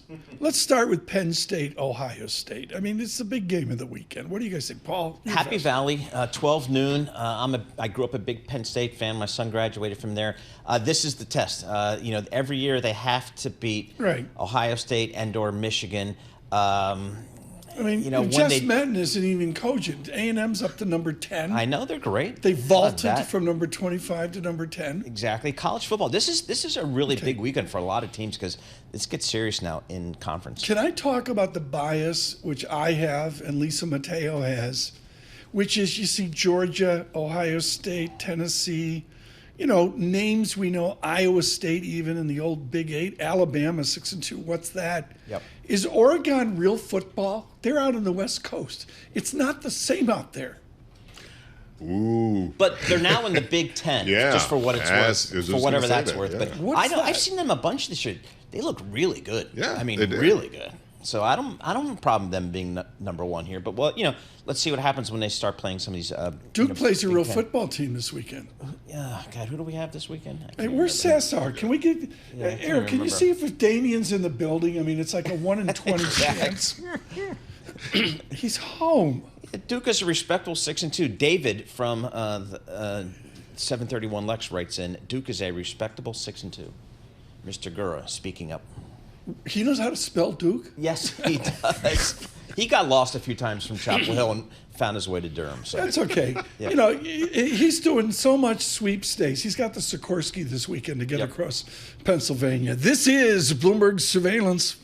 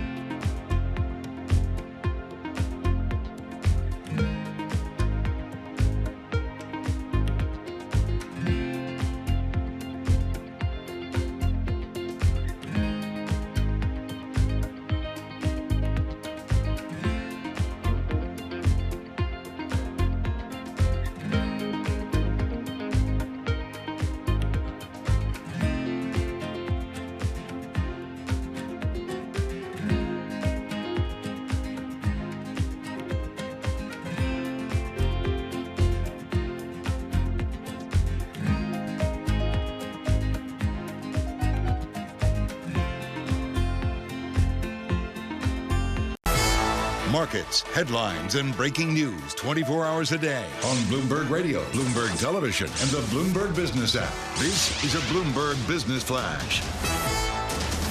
For the Bloomberg Interactive Broker Studio, I'm Lisa Mateo. Futures rise ahead of today's key U.S. jobs data. That's in about 15 minutes from now. Today's payroll report, it could show job growth weakening. Inflation measure favored by the Fed yesterday posted its biggest monthly gain since April. Policymakers, they meet next week. We'll also get ISM manufacturing later this morning. NASDAQ futures up 0.4%. We have Dow futures up 0.3%. S&P futures up 0.4%. We have the 2-year yield at 4.19%. That's up 2 basis points. A yield on the 10-year 4.30%, and that's up 1 basis point. To currencies, the dollar stronger. The Japanese yen weakened after climbing as much as 1% against the dollar yesterday. Right now at 152.75 against the dollar. We have the euro weaker, British pound stronger. We have Bitcoin up about 0.2% at around 70,000. Shares of Boeing, they're up 2%. The company and union leaders, they reached a tentative agreement. Members will vote on that new offer on Monday. Shares of Abbott Laboratories, Reckitt, they're on the rise. Abbott up 5%, Reckitt up 8% in London, their first victory in that baby formula trial. Enter earnings. We'll end off there. Shares of Boston-based Wayfair seeing a nice lift, up about 15% after earnings beat expectations. For on-demand news 24 hours a day, subscribe to Bloomberg News Now, wherever you get your podcasts. I'm Lisa Mateo. That's a Bloomberg Business Flash. Tom and Paul. Lisa, thanks so much. Greatly appreciated. Out on YouTube live chat, it's good to have everybody on live chat because they keep track of Damien. Okay, where is he Let's today? see, Friday, it's 80 degrees. Okay, they just saw him at the 4th tee at Tamarack. Oh, it's a great You know, course. you go out the 1 and the 2 is an ugly par 5. Damien's never done 5 on that hole, and then you got the little, the cutesy pie par 3 across the water. Yep. And the fourth is it's like where the round starts. I've lost a lot of golf balls at that golf course. Yeah, we say good morning to Damien Sassower, probably now up on the 5th, coming back to that par 3-6 hole as well. 12 minutes from the jobs report. We need to be informed. Joining us right now, Christina Capmany, Senior Portfolio Manager in Invesco. Okay, there's lots of noise. How do you use the jobs report here in 12 minutes if we got 2 hurricanes wrapped around it? We have hurricanes, we have strikes, there's a lot of noise, and we've continued to have these just bifurcation. You look at the estimates on Bloomberg, I think the highs are at 180 and the lows are Bloomberg Intelligence at -10. Like, these are huge ranges, and I think you have to take a step back and say, what is the trend? Where are we going? What's the general direction? Last month's number was very strong, in 254. ADP this week was a very strong number. My bias would be a weaker number gets a bigger market reaction, but I think you're supposed to look at the trends here. Your keel at Invesco has to be a 2.8% GDP. I mean, America, at the minimum, it's a solid economy. Absolutely. Is that right? Absolutely. I think the economy is solid, and some of this market dialogue about the Fed went 50 in September and then we flip-flopped to should the Fed be pausing, I think that is misguided. I think the Fed is easing and adjusting from a restrictive level because the economy is in good footing and it is realizing the soft landing and they want to keep it. So, Christina, as a global portfolio manager in the fixed income space, where do you guys see the best opportunity these days? Look, there's a lot of uncertainty everywhere. Certainly the election, all of this noise we talked about in the labor market. And I think with the elections, because of tariffs, that adds an extra layer of uncertainty to global. China, you have a lot of uncertainty about the stimulus that's going through the economy and how meaningful will it be, how impactful will it be. So the things that we have clarity on now is the level of vol in all of these markets, the MOVE index for rates, the VIX for equities, FX vol. We expect all of that to come lower. I think there is some comfort in the U.S. at the moment because we are still seeing this U.S. exceptionalism story. So front-end rates have repriced meaningfully. I think there's a lot of value in Choose, front-end credit, both. See the 2-year, Tom. It's my favorite. Both IG and some of this the strongest high yield, so double Bs, we think that there's value in. And then it's about where can we see through kind of some of the noise post-election and if we get some settling in international markets. So, I mean, how much credit risk are you willing to take these days? Because, as you mentioned, the 2-year, which is my fave, 4.2%. I got no fuss, no muss. Why should I take credit risk? How do you guys think about that? Look, so I think that certainly in the U.S., and I think that this carries on to some European credit as well, the fundamentals of these companies are good, and in shorter duration paper, you are getting spread plus the reliability of the companies, and you have underlying growth. And we don't have a lot of worries about the growth and the trajectory of the U.S. economy, so that should support these companies. So I think that although spreads are tight, there is still some value there. Commercial free for you into the jobs report right now. Nice. Ellen Zenter and Claudia Sahm coming up. We're with Christina Campmany here of Invesco. We thank all of our sponsors, particularly Cohn Resnick, Interactive Brokers, and Commonwealth for giving us a space here to give you the jobs report in 8 minutes. So, Christina, what do you think this Federal Reserve should do here? We're going to hear from them next Thursday. What do you think they should do in November and maybe December and going forward? Look, I think the path is still, there's clarity for into year end. I think the base case is a 25 basis point ease both in November and in December. That gets them 100 basis points under their belt. Yep. Hopefully by the end of December, we have clarity on the election outcomes in the U.S. and maybe some more clarity on what fiscal policy looks like. And then we adjust. I think Powell has made it clear time and again, they have to react to data that they have on hand and actual policies, not just what we think policies may come. Yep. So this discussion about pause, when you have 100 to 150 basis points of ease, I think that can be on the table. I think it's premature now. But I think really in January, once you have more of this clarity, then we can, and the market has done a tremendous amount of work since the September ease to bring up that terminal rate in the market and say, we don't have to cut to or through neutral. We can kind of adjust and wait and see. I mean, everybody's focused on the equity markets and Apple, Bag 7, blah, blah, blah. I'm focused on the debt market, which is at an extraordinary 12 to 18 months. Does that continue, say, into 2026? Or do you see, as a general statement, price up, yield down, clip the coupon, or even garner a total return? Look, I think in the front end, there's value. I think especially with this whole argument, if we do in fact hold on to the soft landing, which is our base case, and you have a easing to 4.5 by the Fed to then wait and see, the curve needs to be steeper. 10-year yields need to be higher, 30-year yields need to be higher. And then again, you have, what does the market do about what kind of fiscal policy we get? But I think those are, so then the follow-on in credit as well, longer dated paper. I think that's where you can have more hair. Are you surprised that the 2-year Treasury is at 4.20 when the Fed's cutting rates? I think, again, there's narratives in the market that's been a Trump trade, this reprice. I think a lot of it has been a reaction to the strength of the data and last month's labor market data. I think we pushed too extreme from one to the other. But I think at 4.25, if you expect the Fed to kind of ease at least 100 to 150 basis points, those are, they look interesting levels to own front-end paper here. Christina, thank you so much. Great. Christina Campmany with us with Invesco this morning. We now turn to Claudia Sahm, without question my economist of the year for 2025. Her impact, her informed debate off the Sahm rule, of course, all of it, really focused on Jackson Hole. And she had a dinner at Jackson Hole, folks. I couldn't go to it because the Gulfstream was leaving Dodge. But Claudia Sahm with huge influence here in 2024. What a joy, Claudia, to have a jobs market report, which is a mess. So let's move right on right now. The call of the year, which you nailed, is recession, maybe not. I mean, with a 2.8% GDP, how far out there is the so-called NBER recession? We are not in a recession, not even close. I mean, we're exactly the opposite of it. We're in a real expansion. That's good. So, but there's a lot of reasons for this. There are reasons why this economy has been very confusing and complicated the last 4.5 years. Finally, we caught a break that was a good outcome. Okay, I want you to go Simon Johnson on me. And a bit, the laureate and what Darren's doing, and, the polarity of Americans' power in progress. We've got a solid economy. What portion of America is enjoying a solid economy? A large portion. The reality is, though, we should take the win and keep on pushing. right? There can always be better. We have always had people left behind. We have always had more that we could accomplish just on like productivity space or technology. So complacency is not a good thing. It's not an American characteristic to be complacent, and it seems being a little grumpy is one of ours.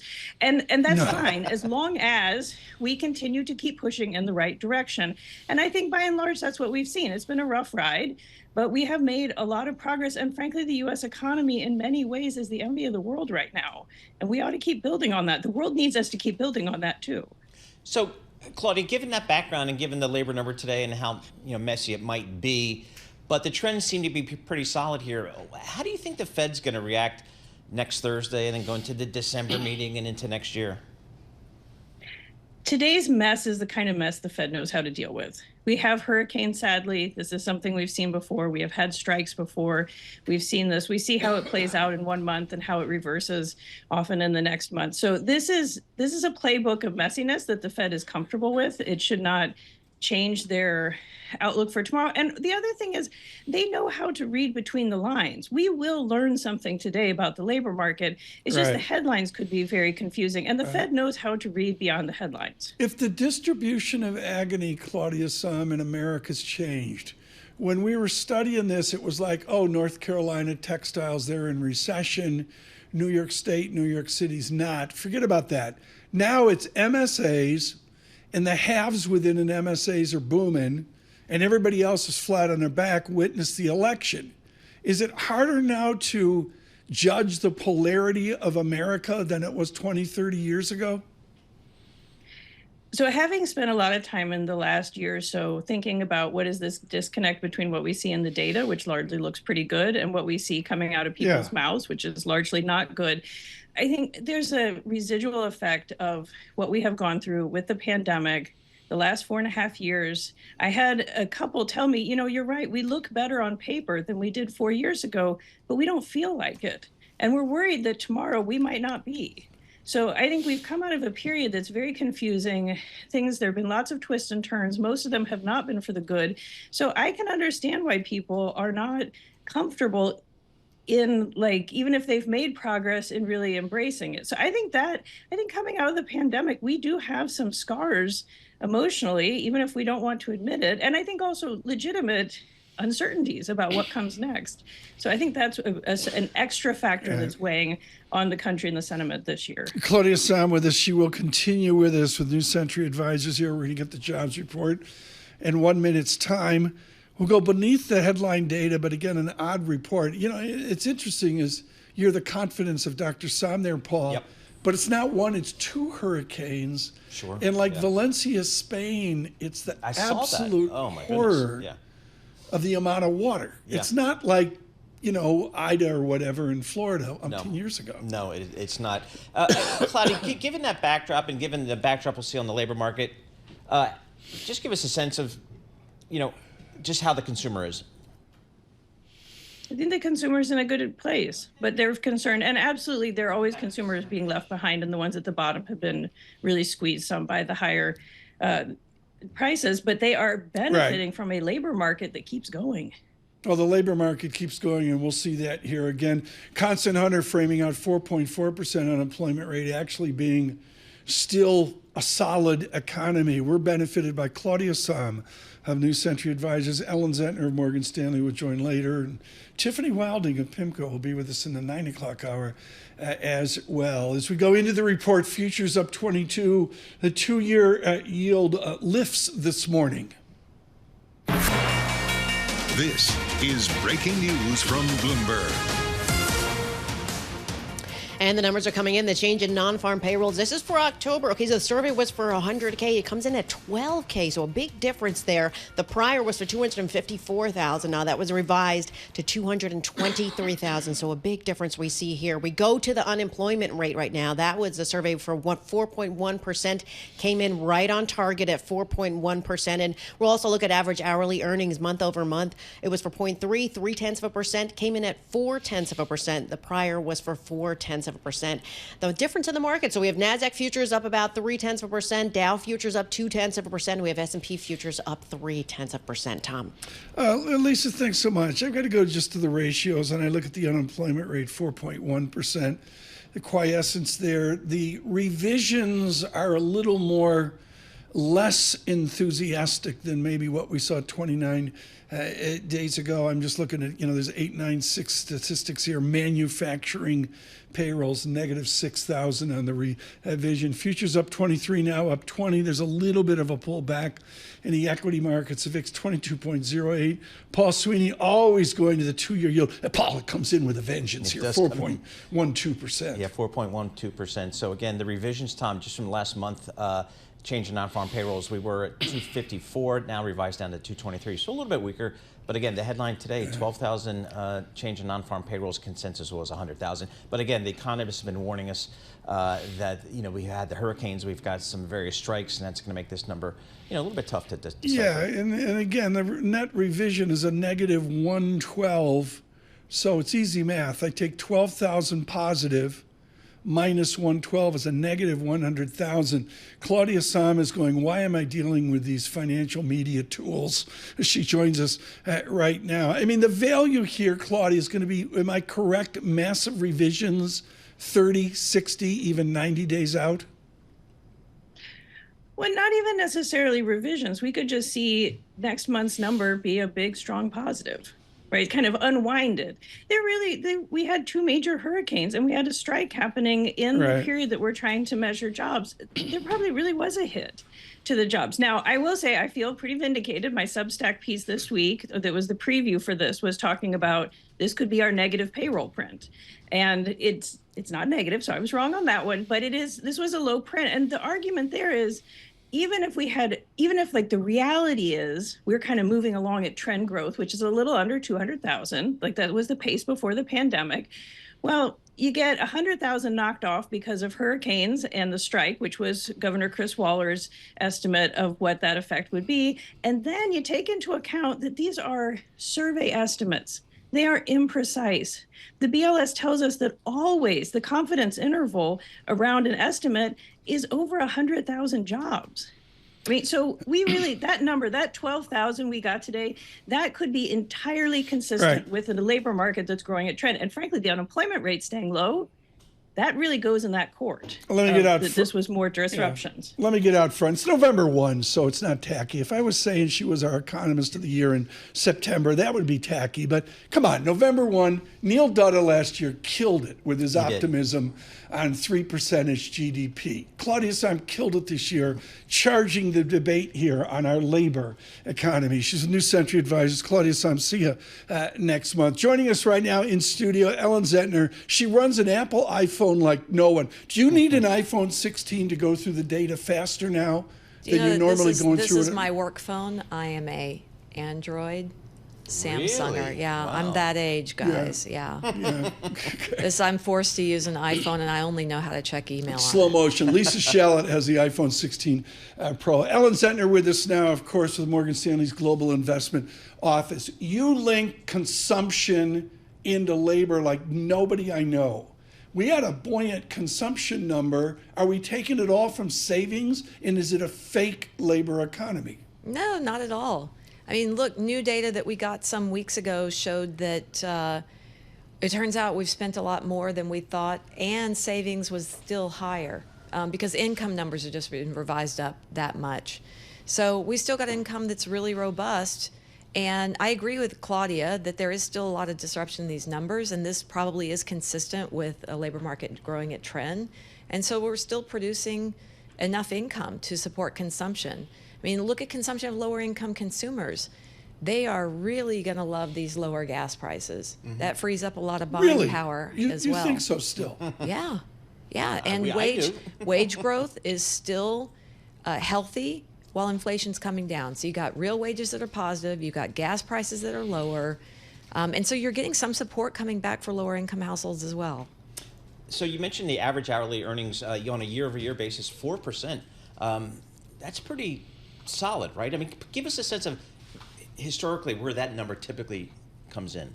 Well, that number, so look, average hourly earnings in this report, it's a tiny sample. And it can be distorted from month to month depending on what hours worked do. So it's a calculation thing. And so 4% average hourly earnings on a year-over-year basis, you would say, gosh, that's a little bit higher than what would be consistent with the Fed's 2% goal.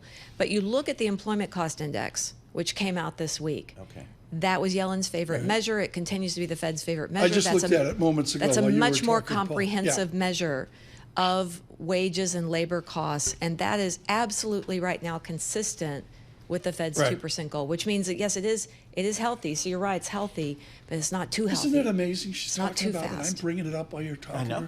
ECI from 5%, 5% into 3.9% year over year, nowhere near back to 2.75% sort of pre-pandemic as well. You know, we should talk to her about hourly earnings and the effect of the Yankees defense. Oh boy. I mean, it could I be don't want there. to talk about the Yankees. I can't. I turned it off at the 8th inning on Monday.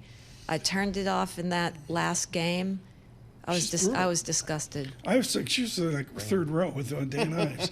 Our economic indicators, all of our analysis here with Claudia, Sahm, and Ellen Zenter, always brought to you by Commonwealth. Join over 2,000 independent financial advisors who are taking control of their growth with advisor-centric support and future-ready technologies. Grow on your own terms with a partner dedicated to your success. Go to Commonwealth.com to learn how. We say thank you to Commonwealth, foundational support of all we do here in economics. Futures advance up 28.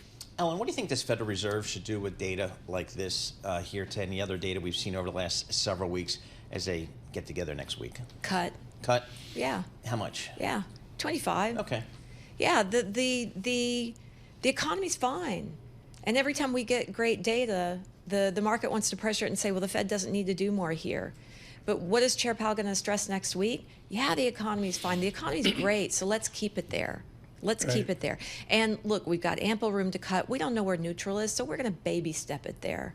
I mean, they're in a great position having started the cutting cycle before the election, so they're in a great position if there's something that impacts the outlook for the economy. You can speed up rate cuts easily. You can pull rate cuts forward. I'm more in the camp of the risk of more than less from the Fed. We are so thrilled, folks, of this Jobs Day coverage. You have Claudia Sahm with us, Constance Hunter before with EIU, and to have Dr. Sahm with us, and then Ellen Zentner, Liz Ann Sonders is on deck looking at the equity market response, particularly out beyond the election. And then Ira Jersey will show up with us. We don't care at all what Ira thinks. All we want to do is talk about Aston Villa. Right, exactly. I thought it was all you wanted to do is have a man on the show because it's an all-woman. This is the all-woman morning. You know, I don't think there's any. You know, we didn't do that. Diversity, it's not like Tom. some gender thing. It's DEI about and all diversity. that, but you know, we it just worked out that way. Yeah. That's how I would say. It just so happens all the women are the experts. It just worked out that way. Exactly. On the economics. It's tough as nails. I know. Ellen, how about the consumer here? I mean, the consumer's employed, the consumer's getting wage gains, inflation's coming down. How do you feel about the U.S. consumer these days? I think the U.S. consumer is it's I would say great, except that we still have a lot of our eggs in one basket. The wealthy consumer is still driving the majority of spending, but like I said, I'm encouraged at some of the developments for lower income groups that we're continuing to create jobs. Wages are growing. Inflation coming down. This is important. We're going to stop here. Gas prices this is are really coming down. important, folks. We're going to take the Morgan Stanley continuum here right now. Let's take it into deciles, 10th of economy. The pandemic stereotype is the rich did well, no surprise there. And the lower 1 and 2 deciles were benefited because they were taking care of the rich. What does that decile construction look like into Q1 2025? So, well, the hope is that the spending is diffused more across those deciles. So, before COVID, the top quintiles, so the top 2 deciles, represented about 40% of consumer spending. That bumped up to 45% of consumer spending, and it stayed there. It's still there. It's still there. The top 2 quintiles are more than 60% of consumer spending.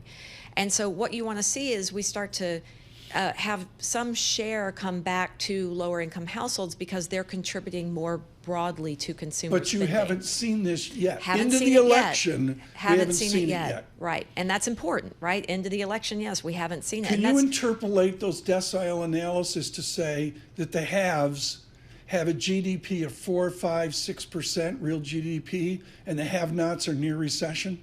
Well, the have-nots have been in recession for a couple of years. I would say that they're emerging from that. What delayed them moving into recession was that incredible savings cushion that they received when we put in all the stimulus during COVID. Once they spent through that savings, but still were dealing with extraordinarily high rent inflation, food inflation, energy prices, inflation, that, and wage growth that was not outpacing inflation. That's when they were in recession. And you could follow companies that cater to them and the troubles that they were having. You could see it in the products consumers were buying. It was all being supported by the wealthy. We don't want to have our eggs in one basket, right? We want consumer spending to diffuse more broadly across households. We want all households to participate in the expansion. And so we do have some positive developments here. Wages are growing on an inflation-adjusted basis. The gas prices, all of that, right? They've still got very high cost of living, just in terms of housing costs. Right. As the Fed cuts rates, the market prices in the whole path of Fed cuts immediately when the Fed even hints at doing something. What doesn't move yet until they actually cut rates are the rates, say, that you pay on your credit card debt. And it is younger and lower income households that revolve a lot of that credit card debt. And so as the Fed continues to cut rates, that's going to take some pressure off of them as well. We're talking Pennsylvania swing state. Gura's out there trying every beer today.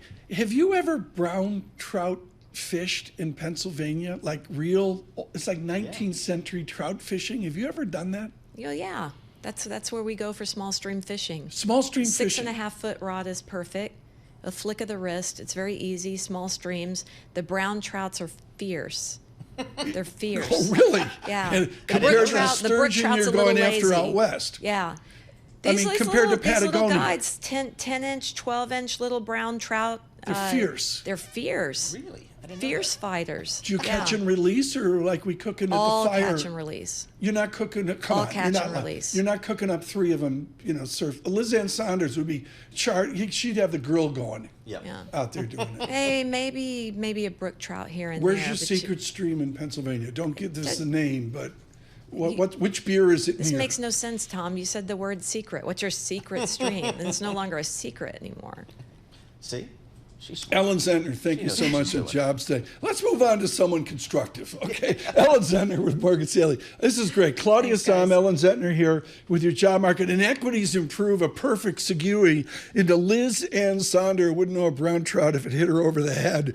Liz Ann, I look at futures up 30. I look at the Mag 7 hysteria. Liz Ann, I'm begging, get us into Q1 2025. What is our commitment to equities?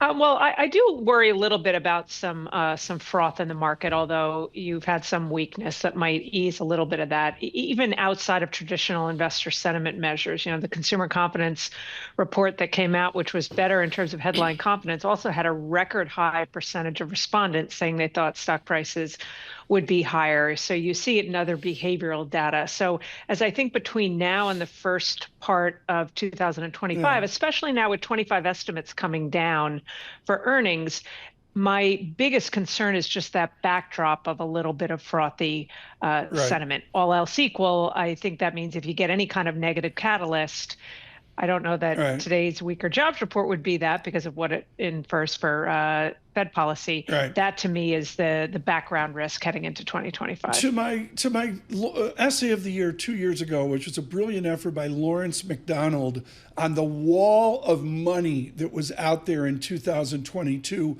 Liz Ann Sonders, is there a wall of money still out there trying to find a warm place?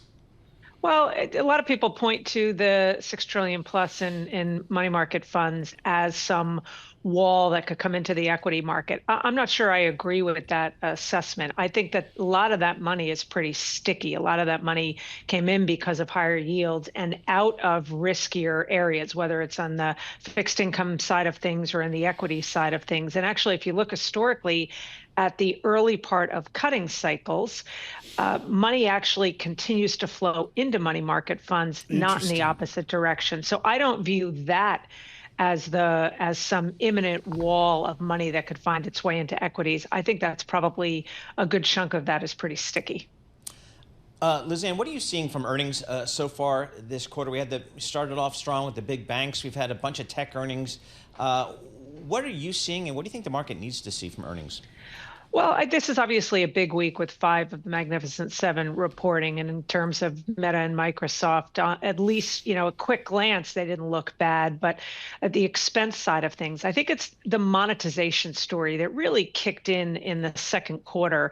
I think it's continued in the third quarter reporting season, which is the vast amount of expenses associated with AI, not just among the direct or indirect AI players, but across the spectrum of industries and sectors, and maybe the time gap between those investments and the monetization thereof, either from a revenue perspective or a productivity perspective. So I think we're continuing that theme, and it helps to explain some of the weakness like yesterday in tech. We're going to go CFA Inside Baseball right now. Lizanne, I am apoplectic over the simplistic income statement analysis of the financial media.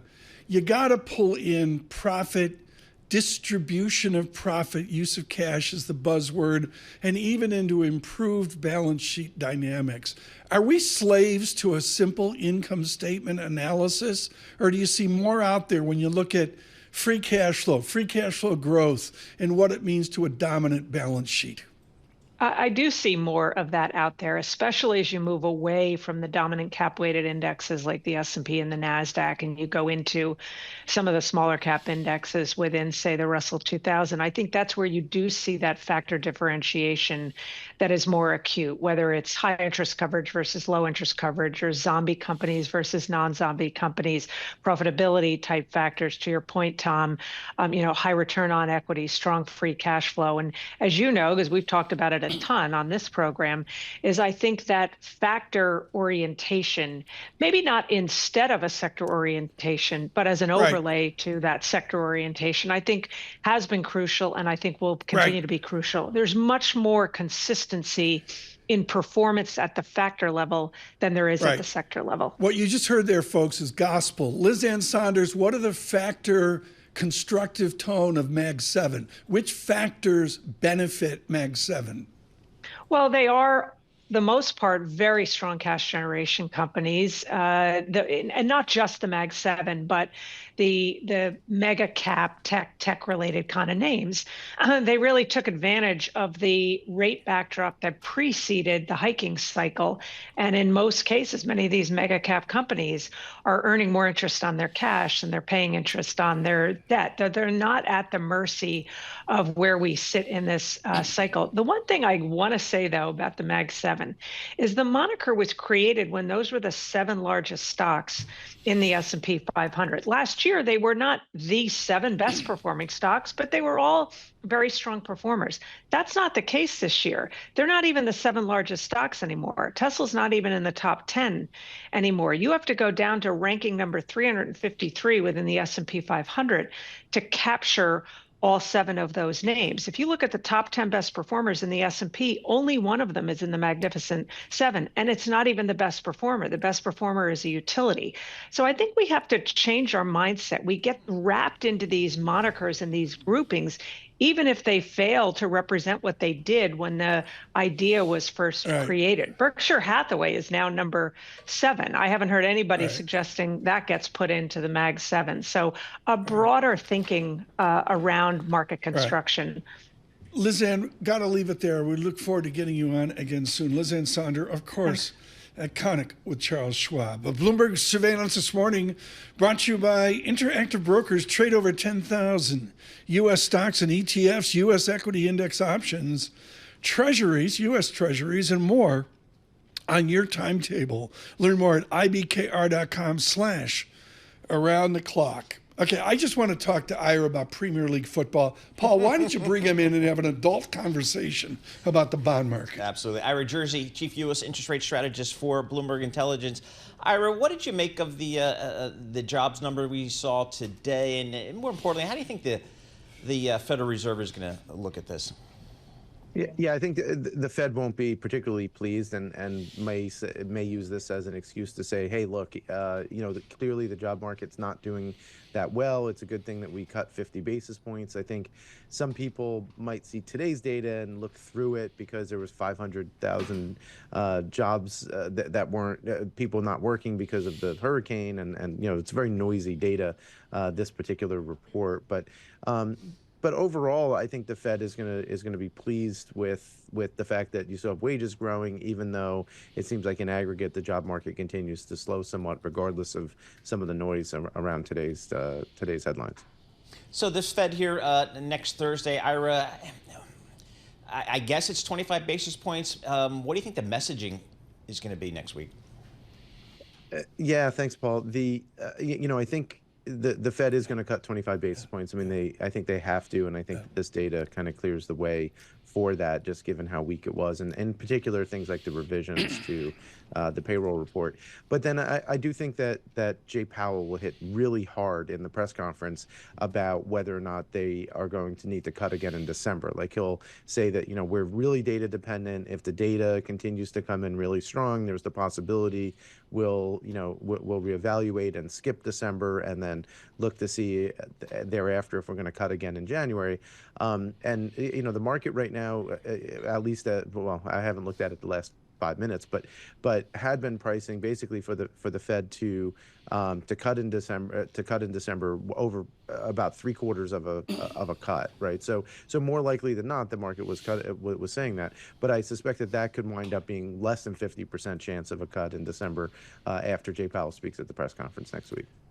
So at the press conference next week, they have, I'm sorry, I refuse, Ira Jersey, to say they're politically motivated. I'm sorry, folks. I'm hardwired to this. They don't follow the election. If they're election free, what do they do in the lame duckedness out to the inauguration late January?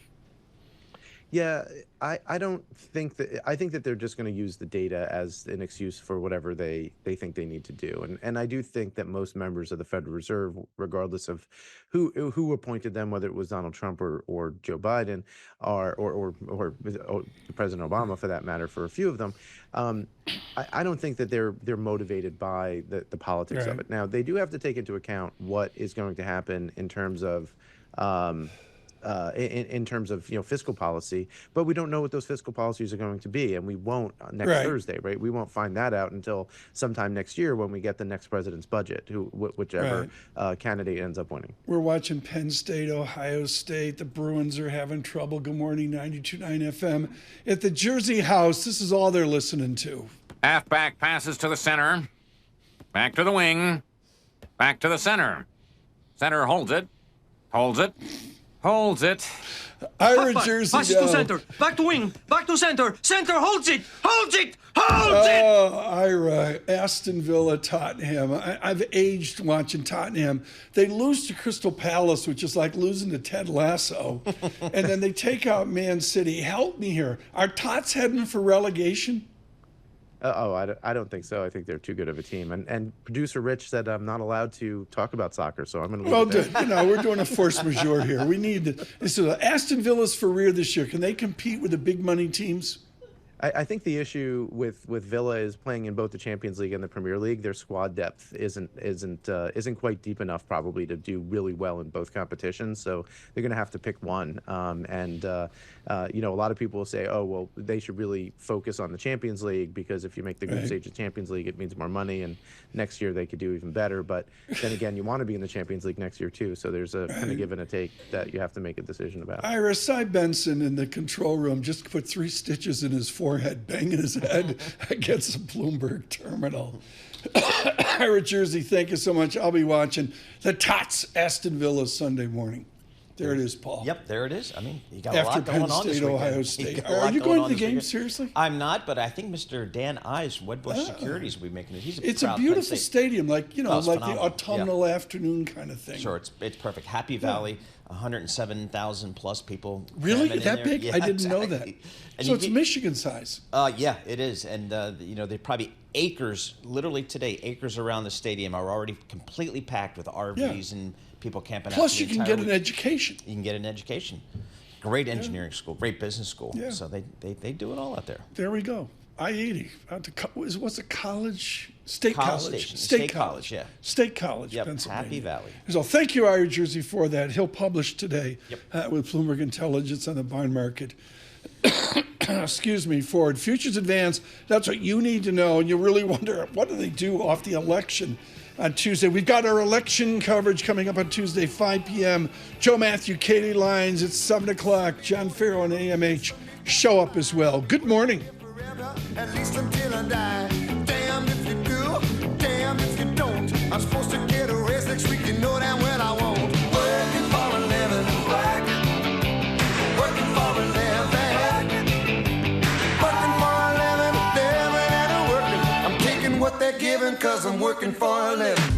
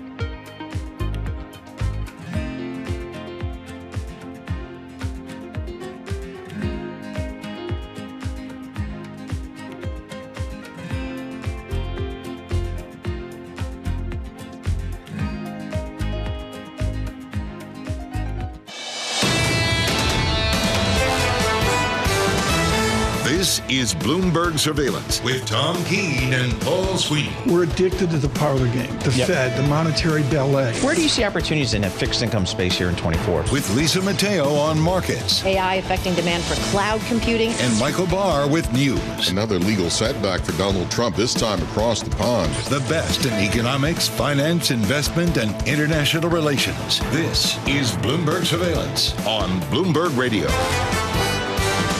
Good morning, everyone. Tom Keene, Paul Sweeney, Michael Barr, Lisa Mateo. We really begin our election coverage at this 9 o'clock on a Friday, out to Tuesday. David Gura to be with us here in moments with his real interesting tick-by-tick perceptions as well. Jobs Day. Paul, what did we learn other than the market lifted, futures up 23, futures up 27? Yeah, I think the market's trying to figure out, what to make of this print to 12,000 change in non-farm payrolls. Consensus was 100,000, but we do know that there's a lot of noise in that number. Unemployment rate sticks right there, 4.1%, Tom. It's going to be interesting to see. Bloomberg Surveillance this morning and all of our economic work. We say thank you to Commonwealth. Commonwealth supporting more than 2,000 independent financial advisors with a 2-to-1 advisor to staff ratio, small firm attentiveness, big advisor impact. Go to commonwealth.com to learn about their consultative support and technology. From the Interactive Broker Studios, our Bloomberg Business Flash, Lisa Mateo.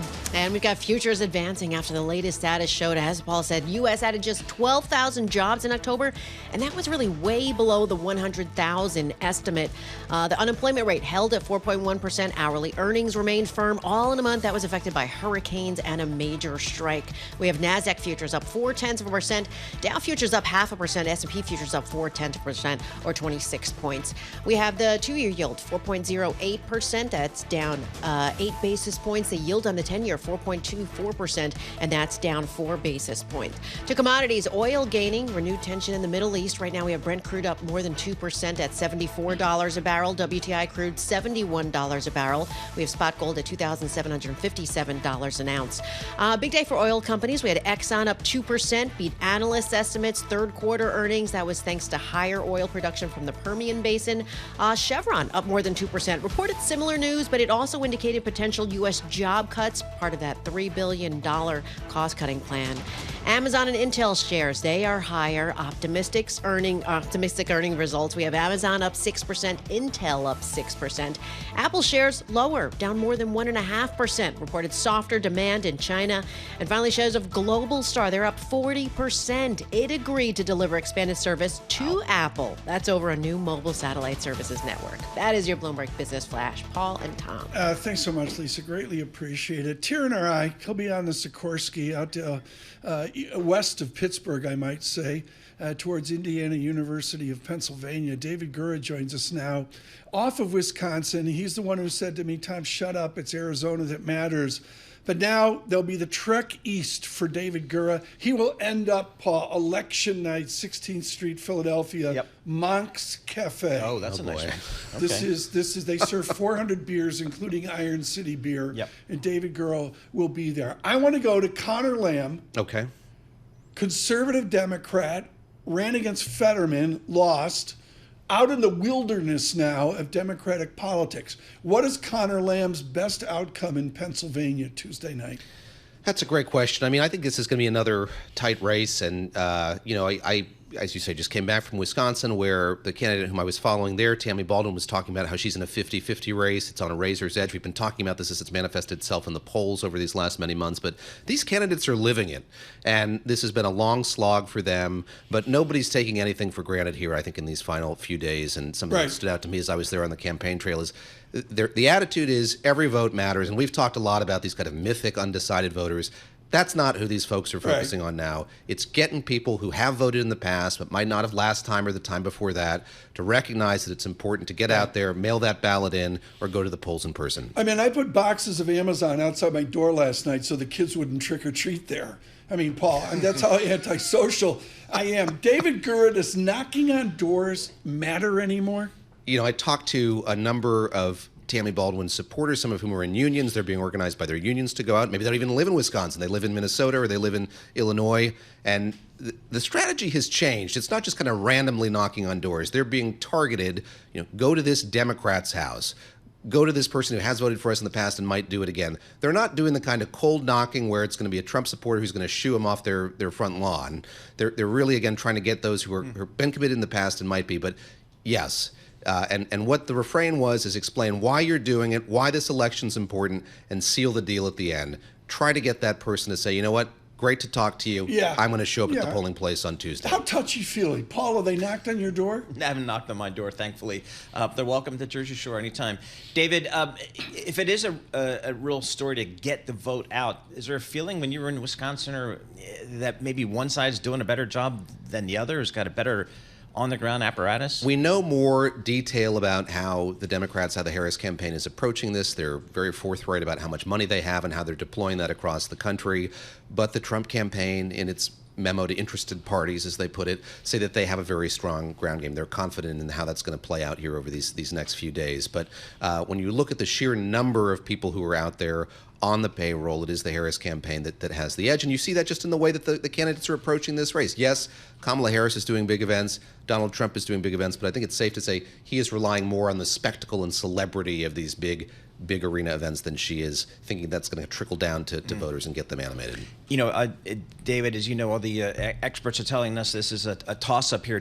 When you're on the streets in Wisconsin, does it feel like a toss-up? Does it feel that tight? Yes, it feels extremely tight. You hear that from the candidates. You hear that from those who are organizing for them. You hear that from the voters themselves who are fatigued, tired of all the ads that are everywhere, the ads that are on TV, the ads that they're seeing on the side of the road as well. I mean, every other billboard is a political ad, either from the candidates or one of these political groups. So they're inundated by it. But there is this broad recognition that in that state, in particular in Wisconsin, but also Pennsylvania, things have changed. The terrain has shifted. It's a closer race than it has been in the David, past. Charlie Cook writing a gorgeous essay here like 2 days ago as well. He talks about the lack of landslides, and then he's got a 15-line paragraph going from Bush-Gore all the way through to Trump 2016, then on to Joe Biden.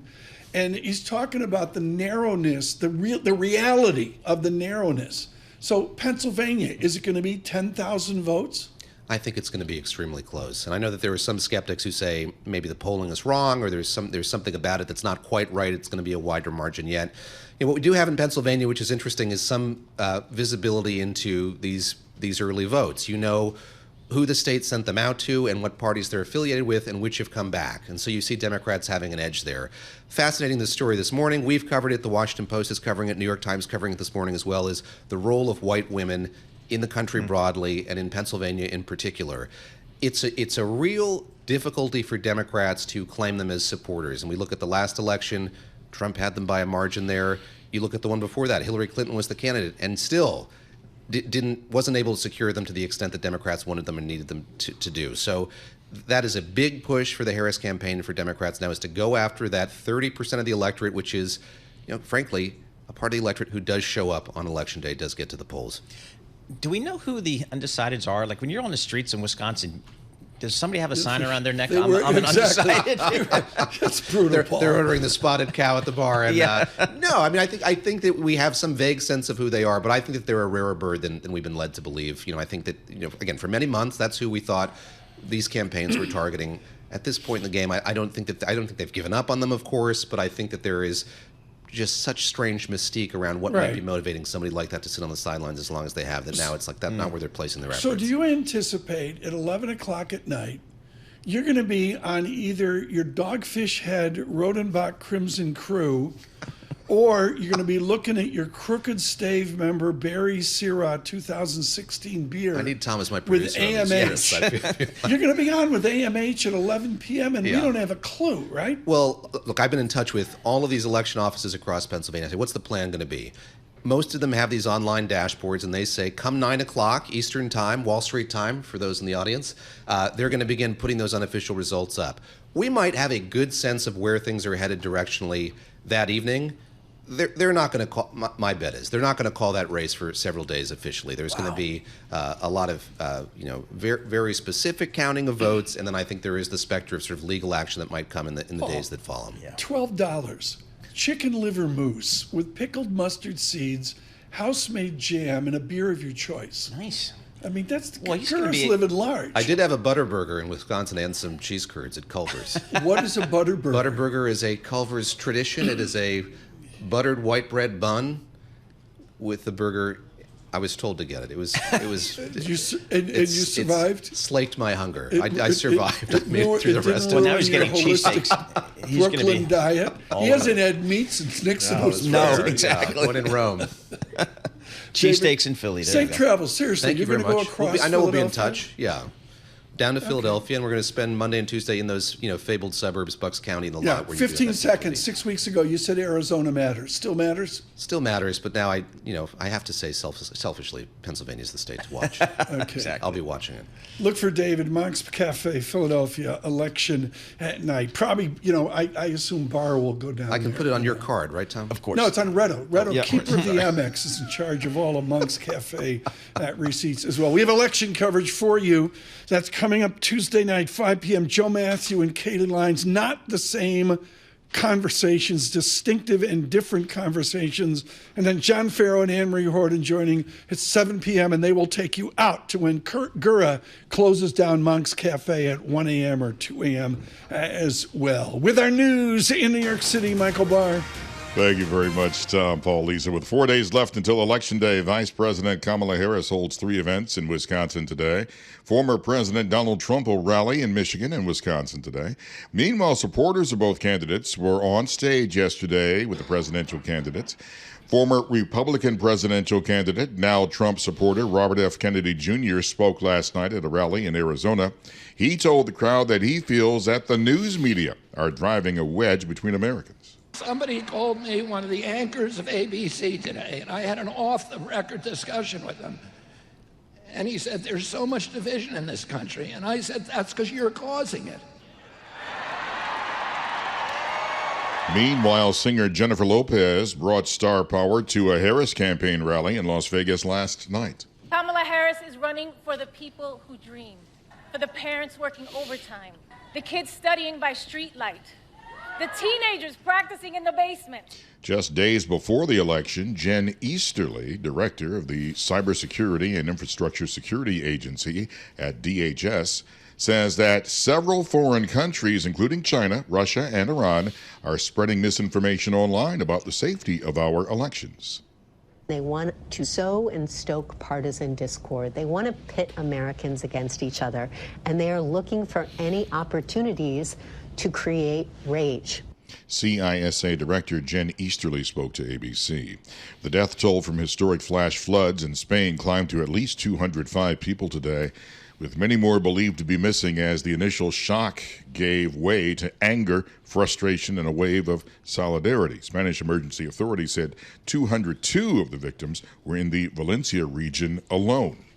Secretary of State Blinken says the U.S. expects Russia to begin mobilizing North Korean troops in the coming days to fight Ukraine. Global news 24 hours a day and whenever you want it with Bloomberg News Now. I'm Michael Barr, and this is Bloomberg. Tom, Paul, Lisa. Total revolt. I mean, the control room's not even going to show up Monday, Paul, if we don't rectify this soccer talk of Tots Aston Villa Jets. Garrett Wilson, one-handed TD grab Crazy. On the edge of ballet. Yeah. Touchdown. It's a resurrection. Jets playoff bound. I don't know about that, but it was a good game, good win. 3-6, as Ari pointed out, but apparently his shin hit the ground. Yeah, and that counts I'm like watching a knee. it right So now. I don't know. There's a foot. Yeah, okay. I think he got the left foot down. And then the shin. Okay, that's our football talk for the day. We'll do soccer talk in the next hour. Bloomberg Surveillance. Good morning.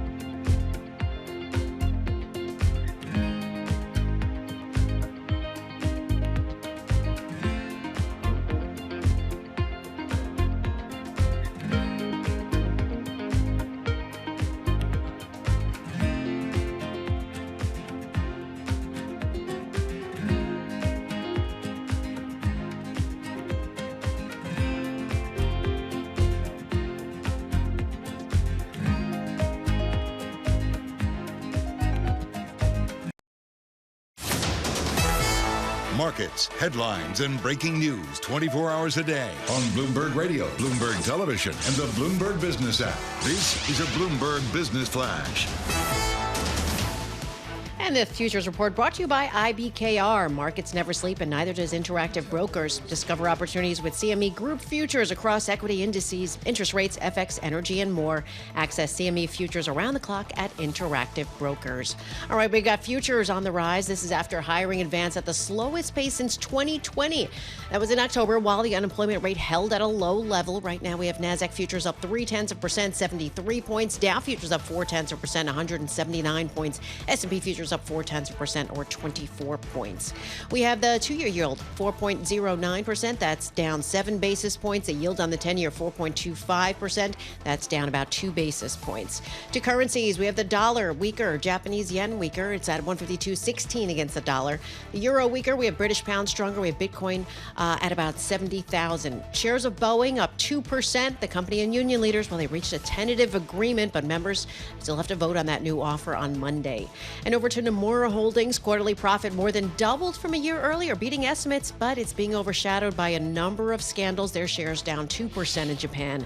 And shares of Boston-based Wayfair, well, they're seeing a nice lift. They're up this morning after earnings beat expectations. For on-demand news 24 hours a day, subscribe to Bloomberg News Now, wherever you get your podcasts. I'm Lisa Mateo. That's a Bloomberg Business Flash. Tom and Paul. Lisa Mateo, thanks so much. One of the great things we have done in the last 3 years is build out the Bloomberg economic coverage. It is a global effort, including Barcelona, obviously in London as well, over on the Pacific Rim. And the leadership in America has come with Dr. Wong out of the Booth School, Chicago.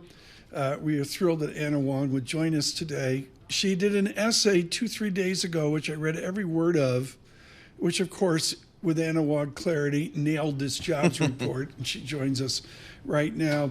Anna, if Jerome Powell read your essay, or his people, his interns read your essay, and they see the data today, not so much how does it change the 2 day after the election Fed meeting, but how does it change their vector analysis into 2025?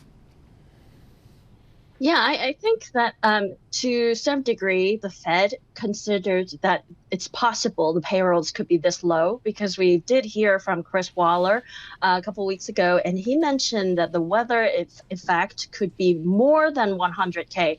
And today's payroll report suggests that it's likely more than 100K. That said, I do see some weaknesses in today's payroll report that's unrelated to weather. And the reason why our team was able to forecast the payrolls report today so close to the actual was because we noticed a very broad-based weakness in professional and business hiring.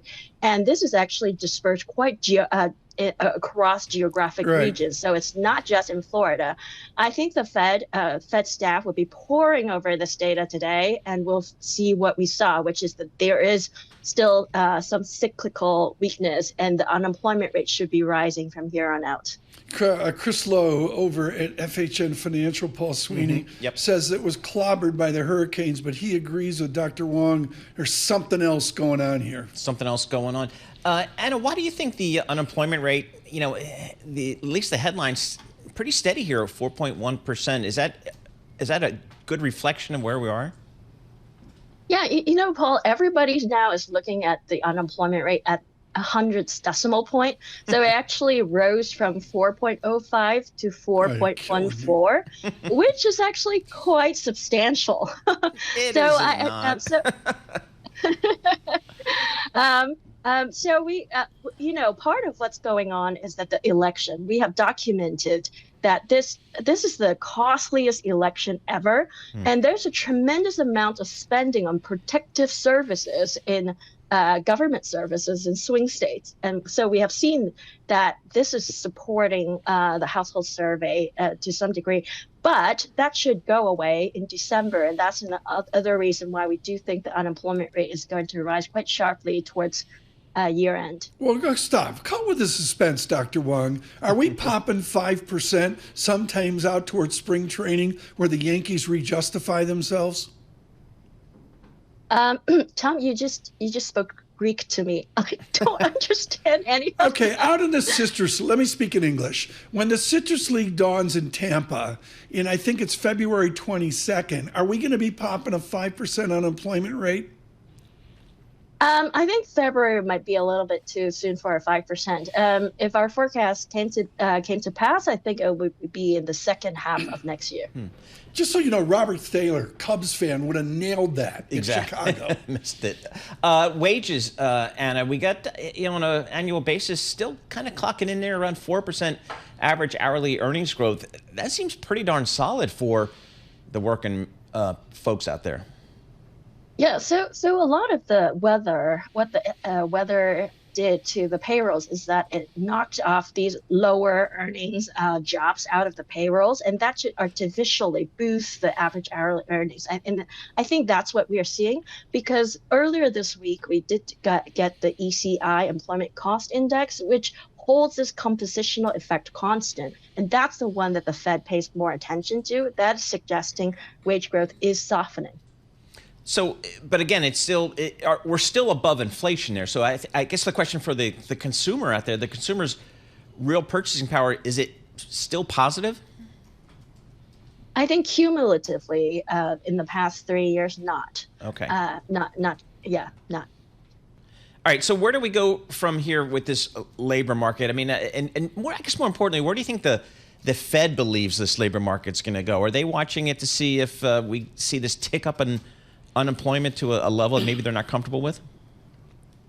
Well, before today, it looks like unemployment rate would be undershooting the Fed's forecast of 4.4%.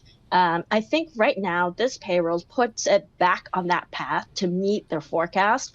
So it's not that today's payroll is grossly weaker than what the Fed thought. It actually gets back on that trajectory. So it would be entirely consistent with a 25 basis point cut next week and another 25 basis point cuts in December. I look at it, just one final question here. I guess revisions are everything. When do we get beyond the noise? Is it the first week of December, the first week of January? Dare I say the first week of February to get out noise-free? Oh my! I mean, in the first 3 months of next year, we're gonna get a lot of noises on inflation too, because there tends to be residual inflation in the first 3 months. So it could look as if that inflation is picking up in the first 3 months of next year. On the other hand, jobs could also in the first 3 months of the year super noisy. I would say December's payroll would be the first one where it would be not as noisy. But then after that, it will be interrupted by noisiness.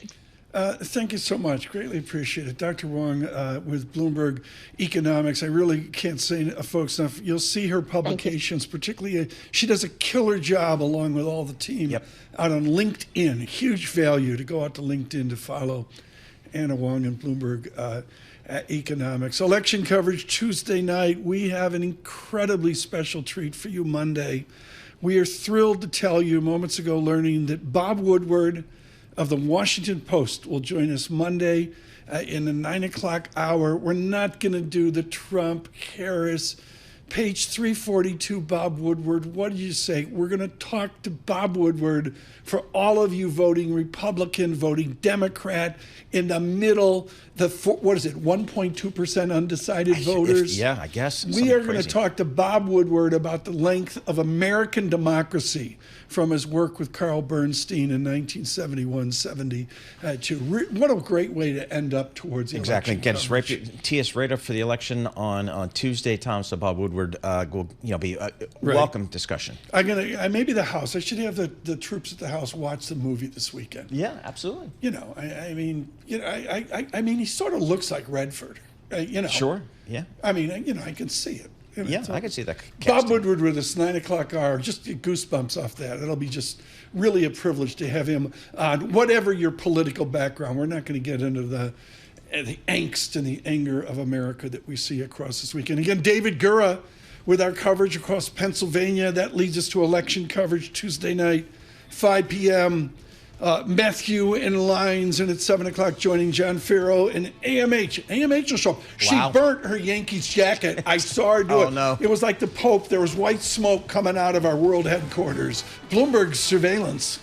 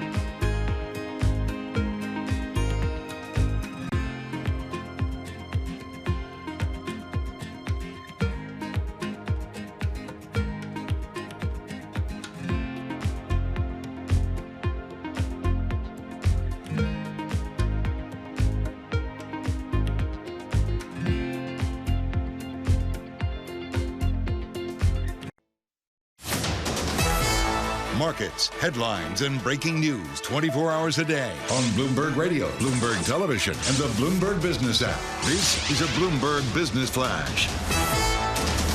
And this opening bell report brought to you by JP Morgan Asset Management. Stay informed on today's fastest growing investment vehicle with new guide to ETFs. Visit jpmorgan.com/ETFs Insight to learn more. All right, how are we going to kick things off after the latest major data point before the presidential election showed U.S. added just 12,000 jobs in October? That was way below the 100,000 estimate. Let's see as we get things started here. The S&P 500 will start there, up 0.4%, 23 points at 5,728. The Dow up 0.4%, 190 points at 41,951. The Nasdaq up 0.5%, about 97 points at 18,190. We have the 2-year yield, 4.12%. That's down 5 basis points. The yield on the 10-year, 4.27%. That's down 1 basis point. To commodities, we have Brent crude $74 a barrel, WTI crude $71 a barrel. Taking a quick look at currencies, we have the dollar, Japanese yen, euro weaker, British pound stronger. We have Bitcoin at around 70,000. At the open, we're also checking with Amazon up 6%. Same for Intel, Apple down nearly 2%. That is your opening bell report. Tom and Paul. All right, Lisa Mateo, thank you so much. We appreciate that. The Bloomberg Sports Report today was brought to you by Audi. Visit your tri-state Audi dealer today and get behind the wheel of the Audi model you've always wanted.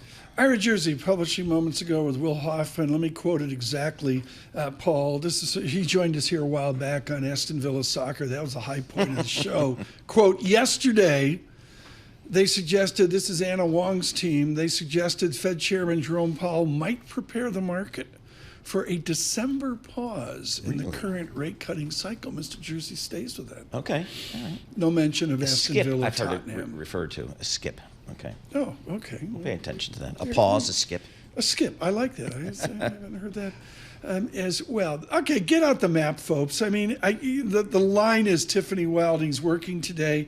You know, you go up Interstate 5. Okay. Traffic is terrible. Crazy. From Newport Beach. And, you know, you get up, you know, you get past Norwalk. You know, LAX is out there, and it's really, I mean, it's a long way to the Dodger Parade. I know. But somehow she'll do it. She'll get there. You know, be a backdrop. She'll have Chevis Ravine behind us. Joining us now from the land of the Los Angeles Dodgers, Tiffany Wilding with the Pacific Investment Management Company. We just covered this with Anna Wong. Dr. Wong just nailing the shortfall here. Tiffany Wilding, what is the character of the shortfall in our jobs report besides hurricanes?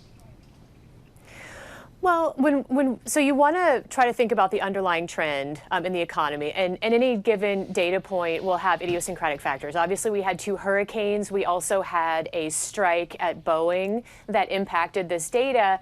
And when we kind of smooth through that noise, what we see is a labor market that is still gradually easing. We think that about 100K of the weakness was related to one-off factors. You add that back.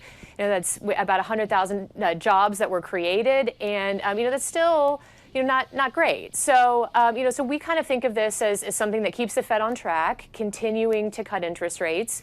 We think they will cut by 25 next week, and you know, maybe December is now a little bit more of a question mark. But our own view is that they cut 25 in December at this point as well. Tiffany, just stepping back from this report today, what is your just overall view of this U.S. labor market? How strong is it? How solid is it? How are the near-term trends? What's your view? Yeah, well, you know, I think we have a labor market that is just gradually easing. We had, you know, pretty extreme, you know, labor shortages after the pandemic, and all of that has just normalized now. And we're continuing to ease. Part of that easing is the result of an increase in labor supply from elevated immigration over the last couple of years. Those folks are still just getting integrated into the labor market. You know, and as they do, you know, it's possible we could see the unemployment rate that, you know, kind of continues to move gradually higher. You know, but that's a, you know, I think in some sense a good thing in terms of just the broader labor market dynamics. That, you know, we have a labor market now that is not overheated, and that's a good thing for Federal Reserve officials. So, how do you think about the immigration issue? It's obviously a huge political issue, but what does it mean for the economy, for the labor market? To what extent are these folks working and taxes and all that kind of stuff? How does that play out in your numbers? Yeah, well, so the folks that have come into the United States over the last several years, a surge of immigrants has been asylum-seeking folks, and they are legally allowed to get work permits while they're waiting on their court hearings, you know, on their asylum process. So we do think, you know, the government provides data on the backlogs for these work permits. You know, they have been about 6 to 8 months, but nevertheless, we think over time they are getting integrated into the labor market while they wait for their court hearings, and that is helping. So, you know, I think it's, you know, from an economic perspective, it has loosened the labor market. It has contributed to growth over the last several years. It's probably also boosted rental inflation in some of the larger cities, you know, that have seen a big influx. I mean, Tiffany, you deal with some really smart people. I mean, Jerome Schneider. I mean, you know, come on. He understands the repo market. You deal with some smart heavyweights out at PIMCO, Tiffany, and they understand microeconomic ambiguity, where things can cut this way or cut that way. If we get a slowing labor economy, and let's be optimistic and say we get some form of solid GDP, we don't get the gloom of a Claudia Sahm recession or something like that, which way does that cut in the bond market? How do you advise bond pros on ambiguity? Yeah. Well, just from a mathematical perspective, that just means the economy is more productive. If you have the labor market that's slowing, when GDP growth remains incredibly strong, then you have just good productivity performance. And that raises welfare, overall welfare and economy over time. So I think overall that's a great thing. Higher productivity growth also reduces inflationary pressures.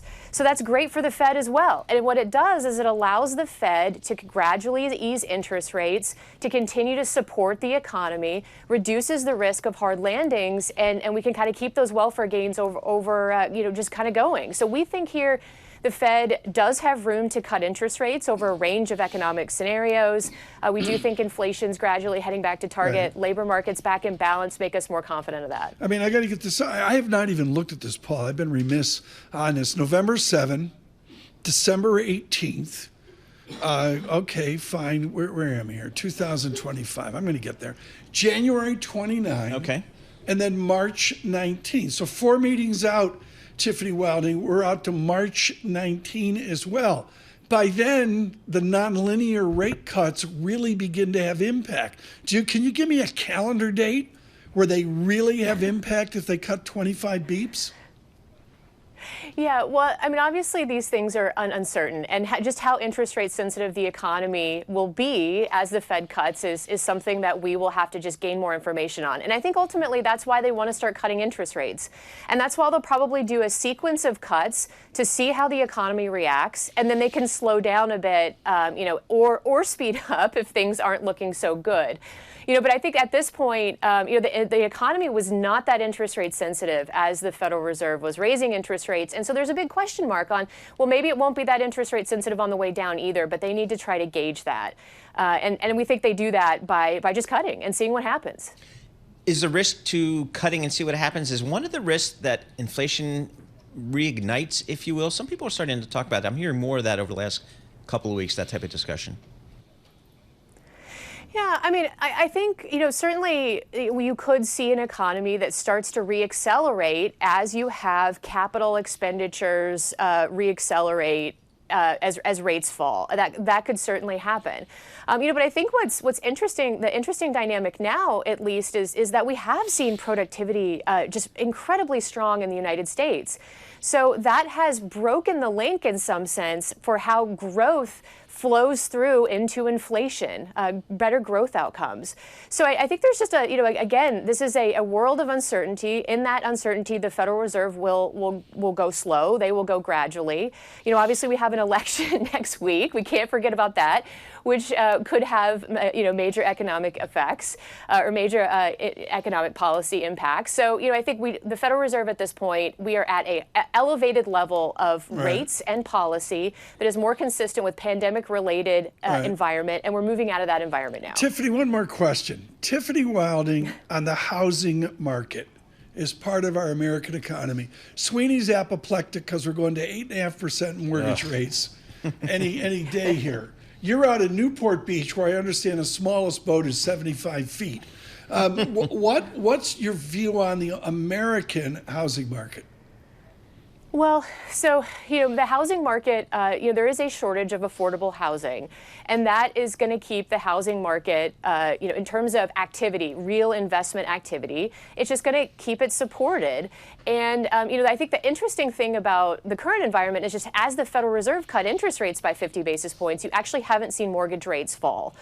And so we haven't really seen an easing of of financing conditions for households in order to buy new houses. So, the housing market, we think, remains incredibly tight. Over time, as interest rates fall and mortgage rates fall, we think real activity, real construction activity within the housing market picks up. And that's ultimately a good thing because we have, the kind of this imbalance of affordable housing in the United States. Tiffany, thank you so much. Greatly appreciated. An important brief there from PIMCO.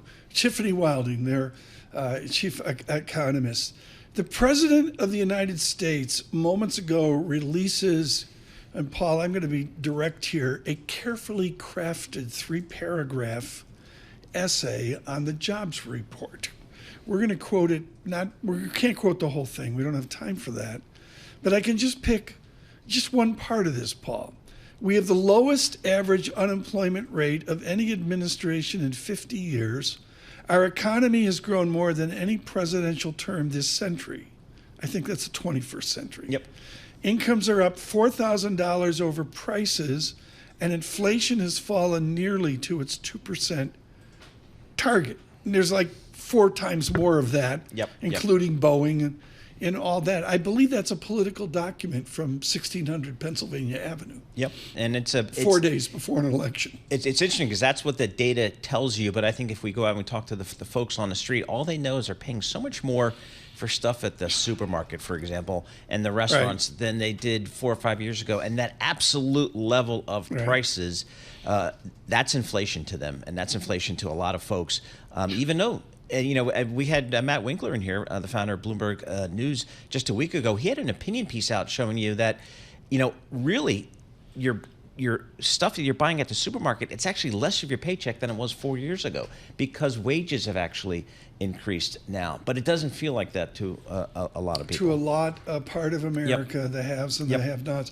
Here's the political sentence here, and I want to be very careful. This is verbatim from the White House. Congressional Republicans, however, are proposing a national sales tax that would cost families nearly $4,000 a year, hurt American manufacturing, and cut hundreds of thousands of jobs. Can I editorialize, Paul, that when he says national sales tax, he's talking about tariffs? I guess. A lot of economists. We're not talking like a VAT tax. Yeah. You deal with a VAT tax over in Europe. But no, I think a lot of economists view tariffs as a tax on the consumer, although they may have some other benefits. But that is also one of the results. Excuse me. And of course, that statement, fodder for 5 p.m. today, Balance of Power, Joe Matthew, Kaylee Lines, going into our election coverage on Yes, Tuesday. some strong election coverage next week, Tom. So, again, people are just trying to get a sense of what the election will mean for markets, what it will mean for the Federal Reserve, what it will mean for company regulations across the board, energy and other industries as well. So lots to think about, and lots will be decided next week. So if I go to the ECO calendar and I get out past November 5, November 5th, trade balance. I'm kidding, folks. The election will be a little more important than that. But then we get out to the rate decision November 7th on the Michigan confidence, the 8th. And I'm we move on. That's my experience with elections. We move on. Yeah, and that's what a lot of strategists have told us is we'll be fine. It's and like the the Yankees blow the World Series and they move on. They move on. Do you see any change for the New York Yankees here? Juan Soto is going to be a big question You think mark. they can keep him? I don't know. Lisa? I don't know. I don't know if they have enough money. Bloomberg Surveillance, good morning.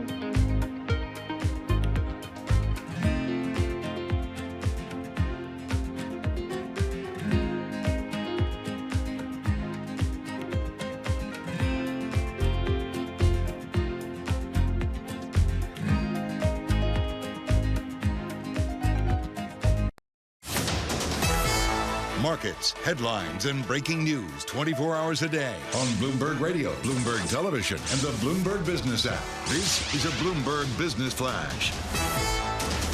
From the Bloomberg Interactive Broker Studio, I'm Lisa Mateo. We've got stocks on the rise, the world's biggest bond market climbing after the latest jobs report had boosted hopes that the Federal Reserve will cut rates next week. We'll head to the bond market. The 2-year yield 4.11%. That's down 5 basis points. The yield on the 10-year 4.26%. That's down about 1 basis point. Over to the NASDAQ, up about 0.8%, 153 points. The Dow up 0.7%, 325 points. We have the S&P 500 up 0.7%, or 39 points. Now, where is the biggest boost coming from? Well, if you head over to the IMAP feature of your terminal, the 11 major industry groups, the biggest push coming from consumer discretionary. Then you click a little bit further, you see broadline retail at the top. Yes, it is Amazon. Those shares right now up more than 6%, and that's followed by eBay, which is up about 0.5%. Moving to oil, we have Exxon shares up 1%. It beat analyst estimates for third quarter earnings, thanks to higher oil production from the Permian Basin. Then you have Chevron. They reported that similar news too. Their shares up about 4%.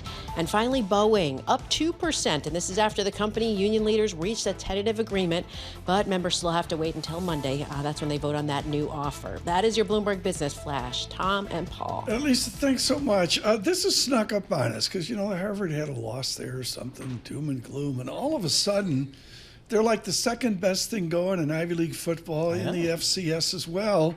And it all comes to fruition this week. And forget about Yale, Harvard. Dartmouth, Harvard is a big deal. Joining us now with our coverage, you'll see that here, 1:30 p.m. On Saturday, Bloomberg 92.9 FM in Boston. Having a brilliant first year. Andrew Orich joins us. He's Harvard or a football coach. Coach Orich, I look at Dartmouth, and come on, they got a pro guy. This guy could be at USC, he could be at Oregon. Q Jones. How are you going to stop Q Jones of Dartmouth? Well, it all starts with we got to make sure we tackle well. He's very elusive, and then really when you play a team like this on offense where they run the ball so well, it's really about 11 guys just doing their job and not trying to make a play outside the scheme. How do you train open field tackles? How quaint, Paul. Yeah, that's exactly. From years ago. How do you train somebody to make an open field tackle the toughest thing in football? Yeah, well, because of the rules in the Ivy League, you can't actually do real tackling once you get into the season. So, there's drills where you're in space and you're have a guy who's playing a running back and you're wrapping up, and you can use different equipment to do simulate a full tackle, and we're implementing those. We've been using those, since I got here. Coach, you're They call the equipment freshmen. Freshman, exactly. Sacrifice a freshman. Who cares? Walk-ons. Coach, you played at Princeton. You're a Princeton alum. You guys went in. You played Princeton last week. You came out with a 45-13 win at home. Talk to us about that game and what that meant to you, being a Princeton alum. Yeah, it was a lot of fun. It was really our first game where we had all three phases play a full game, and I knew that we had that in us to have that result if we put all three phases together like we did. I was more happy for the players because that ended a 6-game losing streak to Princeton, and it's been fun to see them, move on to Dartmouth, because obviously this is a really big game. We're at that point in the season where every game is going to have us, in contention for the championship, and we got to reset and focus just as hard as we did for the Princeton game this week. So Dartmouth, as they've done. Yeah, Dartmouth, the Big Green. I mean, I guess they're ranked 20. I don't know where they are, but they're ranked at number 22, I guess, in the 1AA, 6-0 overall, 3-0 in the Ivy League. What's the strength of Dartmouth? Of Dartmouth, they're up in the Dartmouth bubble. All they have is water and gruel. It's not like, cushy Harvard or cushy Princeton. They're up there in the frigid tundra of Hanover. So how do you prepare for Dartmouth? Yeah, I mean, it was mentioned they run the ball extremely well. It's funny because I was out of the Ivy League for 4 years, and when I came back, Dartmouth is still Dartmouth. They have an identity up there. Where they run the ball effectively, and then on defense they are really disciplined and they have great D lines, and that has carried over this year. And special teams, they challenge you because they do a lot of different things schematically. So, they're the same team they were 4 years ago when I left, and now that I'm back. I mean, it's amazing. All of a sudden you're 6-1. there's Dartmouth. If you take out Dartmouth, then the season, it's on steroids, isn't it, Coach? Yeah, I mean, the Ivy League is a challenging league. The level of talent across the board is really good. So, right. As I told the players, it's great to be in this position where right. you get to the back half of the season and every game matters so much. One final question. Are you in the heart of recruiting right now? I mean, we have children within our studio here. They're doing their applications and all that. What are you doing in football recruiting right now as everybody's applying to 47 schools? Yeah, we're in the thick of that. And, luckily we were kind of ahead of the game in the 2025 recruiting class. So all those guys are getting their applications done, making sure everything's in. And then, because we are a little ahead, we're working on the 2026 class. What does their essay look like? Come on, they have a question. Why do you want to play Harvard football? What do you look for in their essay, folks, besides the ability to spell correctly? Well, I mean, I would hope they're not talking about Harvard football in their essay because they have a lot more depth to them than just as football players. That's why they're ending up at Harvard. That's right. It's recruiting at the Ivy League. It's a whole another game, Tom. Coach, thank you. Andrew Orrick, all of a sudden, Harvard with a really substantial track record. This is their big game, 6-0 Dartmouth. They go up to Dartmouth to see what that outcome will be. Focusing on that outcome, and you can do it 1:30 p.m. Eastern. Pregame starts 1:15. Bloomberg 92.9 FM Boston, Harvard football, and look for that. This year. It's like Friday. It feels like we've been here for 15 straight days. Yeah, and I've been ill. You carried But then the weight. we've got next week, Tom. What is next week going to be? And for the people like David Gura and Joe Matthew and Kaylee Lyons, that their remit is keeping us informed on all things down in Washington, D.C. and politics. We're committed to conversations, folks, with the best we can find. There's some people that have got a right angle, a left angle, whatever that, but it's going to be really interesting. It's very exciting, and of course, leading our coverage will be Joe Matthew, Kaylee Lyons. At 7 p.m. election night, John Farrow and AMH will show up to give a truly national perspective. Gura planted in Philadelphia election night. That'll be, critical as well. So we'll see. Right now, futures are up 23. The S&P is up 45. There's a pop here to the market. Why is there a pop? I mean, is it like we're beyond Mag 7? Yeah, I mean... And maybe it's like getting out in front of November 6th when we're like, okay, nobody cares about the election. Let's go buy stocks. Yeah, we're going to send Michael McKee. We'll send him down to Washington, D.C. He'll figure out what's going on with the Federal Reserve, and he'll ask his pointed question. Maybe we'll get some feeling out of Fed Chairman Jay Powell about not just September, but how he's thinking about December and into next year in terms of interest rates. I fell back to dollar, a little bit of dollar weakness, fractional yen, 152.45, worth watching into Sunday evening here in America. And of course, I always go to the 10-year real yield, 1.94% in a little bit, but it's got more room to go there as well. I mean, Bloomberg Economics, Anna Wong, Ira Jersey said 2 months in a row, she's nailed it. She has. Hey, I'm going to call out Bitcoin for you, Tom, because I know you're looking for that. We're just under $71,000 per token, up 1.4% today. And gold for our friend Dennis Gartman, Tom, up again today, $2,757. Gold, that has just been the charm for a number of years, and Dennis Gartman's been, wow, look at that. Just been spot on. 30 seconds here. Team election coverage. Is the congestion tax, John Tucker, part of election coverage? No, we put that off to another election, so not an issue. But just in case, we have all the cameras are up and ready, so we're ready to go. The gantries are ready to go for anything. Okay. We need to thank our staff. Cy Benson, thank you so much. With terrific Yankees coverage there. Seems ages ago, the Yankees, they were ahead 5-0. Yeah, they're all down in the Caribbean on a beach. Lucas they're Shaw at the parade today out in L.A., yes. And he'll be with Haley Koufax. He'll be behind third base at Chavez Ravine for Dodgers celebrations today. Look to Lucas Shaw for the best of Hollywood coverage, including the streaming debacle, the budget debacles of Hollywood that Paul's been so good on as well. The Dow up 317 points. The VIX says it all from a 22 into 21.52. We say thank you. Our global technical director, Ken Fellio, thank you. Cy Benson, thank you. It's Bloomberg Surveillance. Good morning.